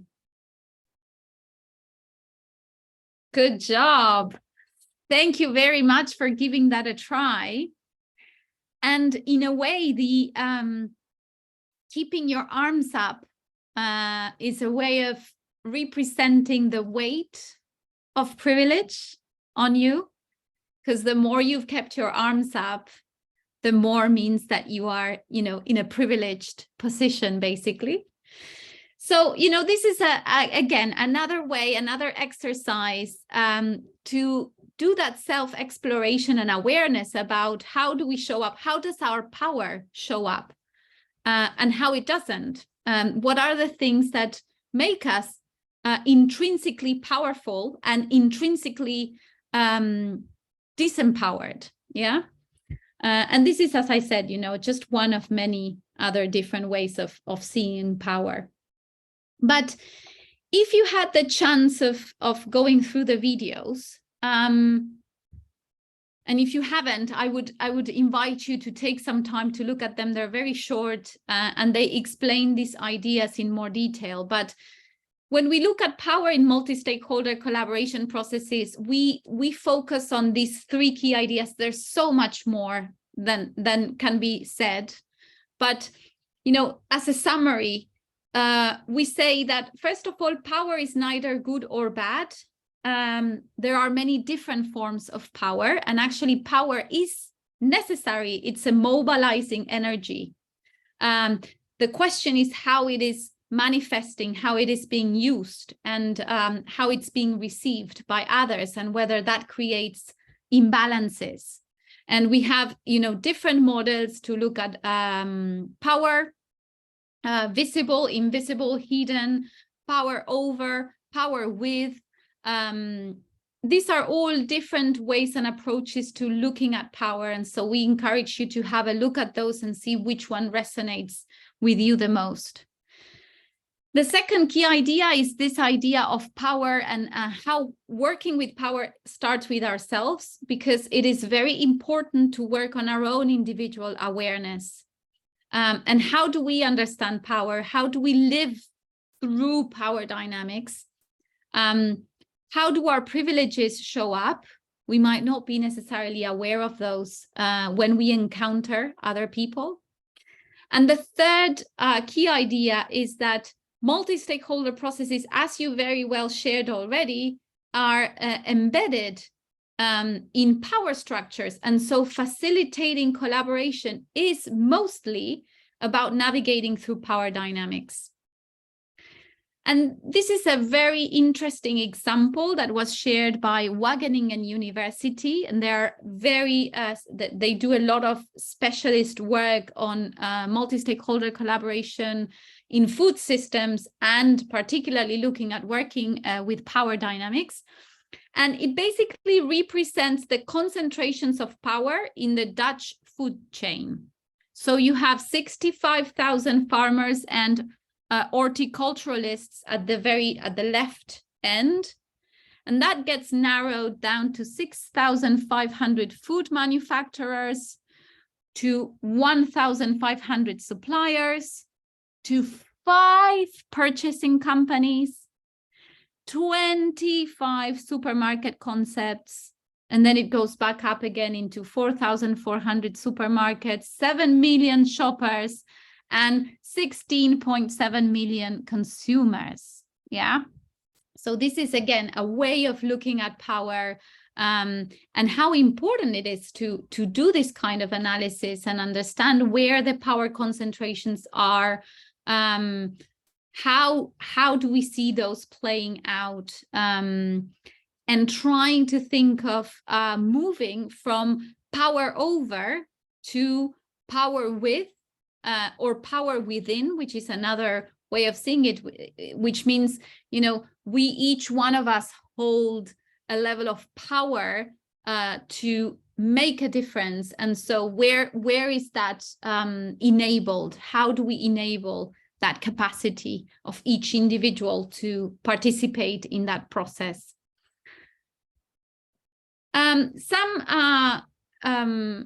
key things that we've identified in terms of practices that can help manage group dynamics. We talked about this already, so I'm going to just highlight the things that we might not have covered. Nested structures, so using subgroups, feeding into a larger group. We've just worked on a multi-stakeholder collaboration in Rwanda on the coffee sector. And one of the key things that came up with the facilitators that were going there and the group that was designing this process, helping design, was, this idea of many times when people are gathered in these spaces, there are people that take the microphone and they just sort of occupy that space and don't let it go. So what are the ways in which we can structure that multi-stakeholder workshop so that we kind of neutralize that dynamic without obviously offending anyone? Because once someone grabs the microphone, it is a show of respect to listen to what they have to say. So, these are the kind of subtle ways in which we can work through power dynamics. And so what we did is, instead of creating a lot of opportunities for plenary discussions, we did much more of subgroup work and working with putting flip charts on the wall and having people giving input with stickers and prioritizing, so that it wouldn't take we wouldn't create the space for that power dynamic to show up and just only a few people grabbing the microphone and taking over the space. You know, again, simple things that can make a difference. Facilitation is key, multi-directional. So basically creating this shared commitment and responsibility and understanding that the success of a multi-stakeholder collaboration is everyone's responsibility. Agenda, so co-creating the agenda with stakeholders is actually one of the things that we've identified as very helpful in working through power dynamics. Separate groups, so in cultures where norms discourage certain groups from speaking up, using separate groups, using other tools. No worries, James. Thank you very much for joining. Thank you. Meeting size, format, is it really beneficial and conducive to inclusiveness to bring everyone together at the same time? Maybe not. What is the most equitable arrangement? Quotas sometimes help, sometimes don't.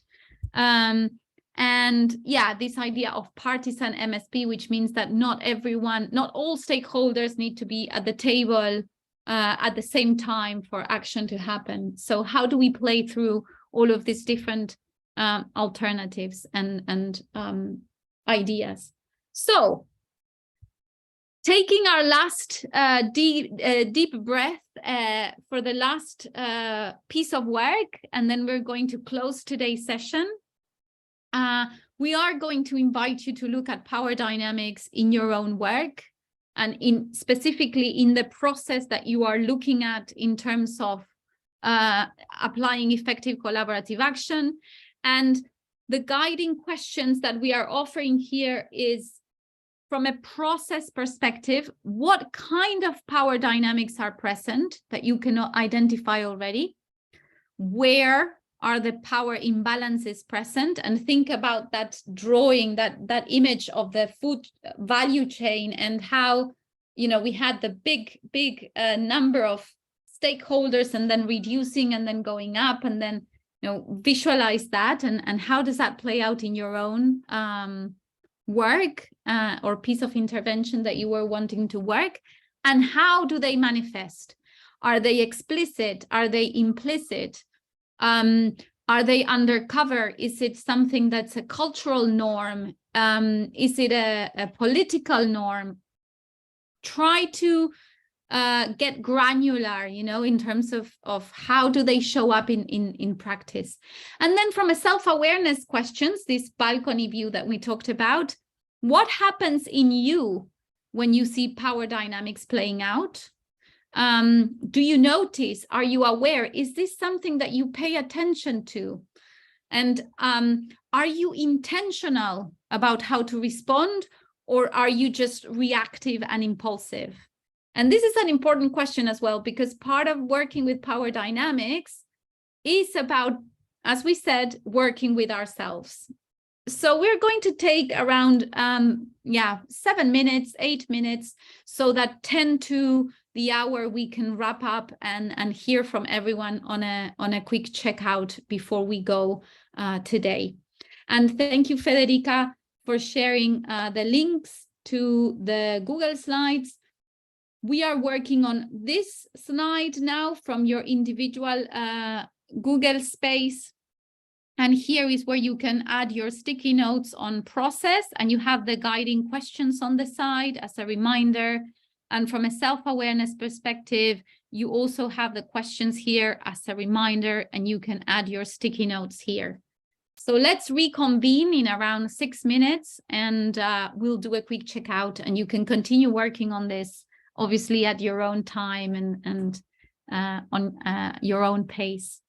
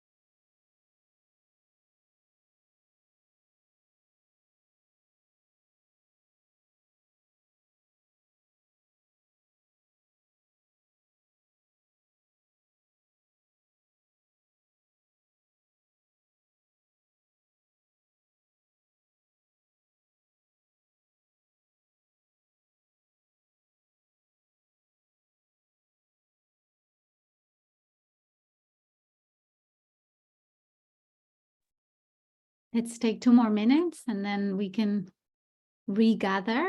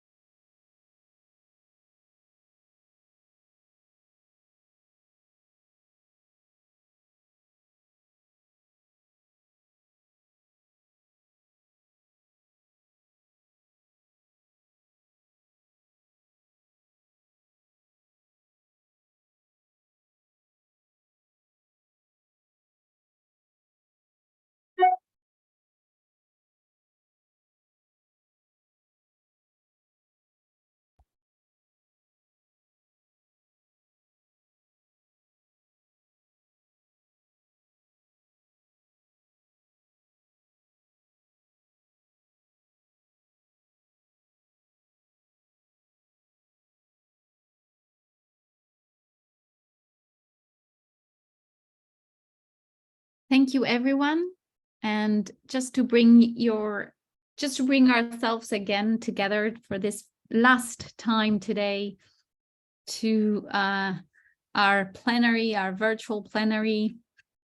I'm going to share the questions on the chat for our checkout. Always the invitation to take a little bit of a balcony view before we say goodbye.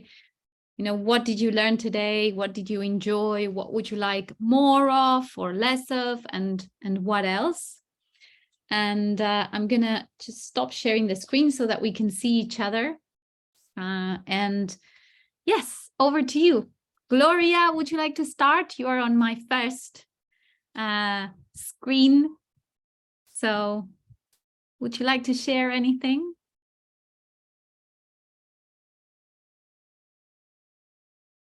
I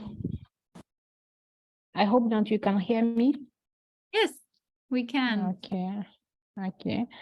Today I learned a lot about the dynamic of what my screen is doing, of power.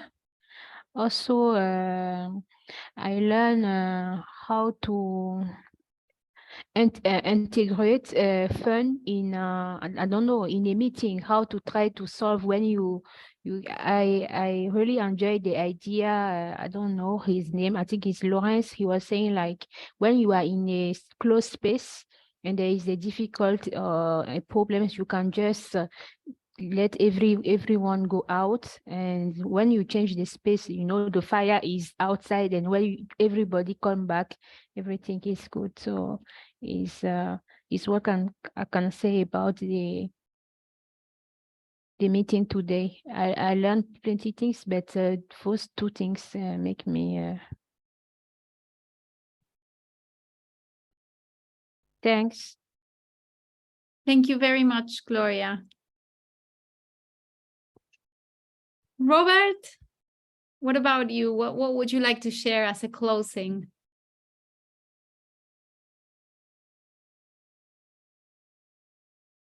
Yeah, I think we come to the art part of facilitating collaboration, because it's difficult to have you know, a fixed tool for every problem caused by this power dynamics. Instead, we really need a toolbox that we have various toolkit inside, so that we can, okay, maybe we can use this tool, or we can create a new tool using the existing tools. Because as you can see, there's a reason why power is coined with the term dynamics. It means that it will not static at all. It will be different for every it has its own context. So we really need to be very good in mapping and doing this stakeholder analysis and power analysis to find out what is really the power dynamic that we face, so we can start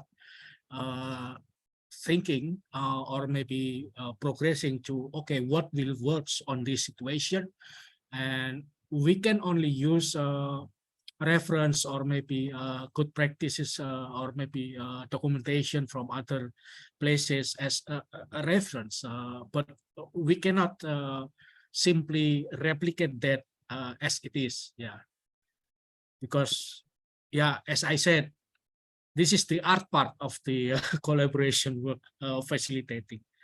So thank you. Thank you very much, Robert. And I like how you refer to it as the art part. It's a craft. It's a really it's every piece of work on this is unique, as it is every person, and every interaction is unique. So thank you for acknowledging that. Aline? Yeah, I think the session helped me maybe like put words on some like of my thoughts, like especially maybe like I tend to focus more at the moment on the making and not enough on the connecting. And so like all this advice and all the experiences that were shared were really helpful. And like what I keep in mind is like, yeah, maybe I should just like start small and it's like just progressively that new things can be introduced, like finding also some allies in the group, like someone that maybe seems a bit more open to doing things in a different way. All this strategy about like the uncovered facilitator, I think that's what I keep in mind. Yeah. Thank you. Thank you. Ade, anything you would like to share?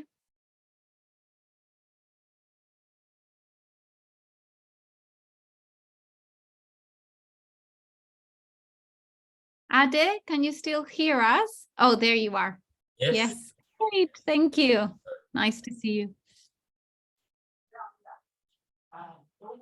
Yeah, I think it's very helpful for me because in the past of my work is kind of difficult about the make a bonding with stakeholders and and other NGOs with various ideas, but the techniques, the tips, especially from Pak Robert, it's very meaningful for me and hopes will be effect in my current job. So, I think that's all.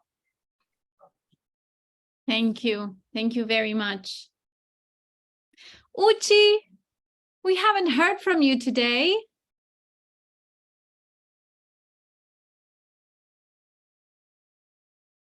Are you there? Maybe the connection is not helping. Oh, there you are. Hello. Yes, thank you. Today I've I learned missed your voice today. I'm here. Thank you. Thank you. Today I've learned, can you hear me? Yes. Hello? Okay. Yeah. Today I've learned about good collaborative efforts, and I learned that trust is one among the items that brings a good collaboration, and also the clear aims and objectives with the felt needs of the end users are very important. About the power dynamics, I have learned that when power dynamics is about to play, you may bring outside person that is not common known to the participants, and then maybe they will listen because the person will not be common to them. They may like to listen to the high impact person that you have bring to impact the knowledge to them, and it will help a lot. These are the very beautiful things I've learned this morning here in Nigeria. Thank you. Thank you so much, Uchi. Thank you so much for putting it so eloquently and articulated. Really lovely to hear how you've processed the things that we discussed today. Arafat, are you there? Would you like to share anything?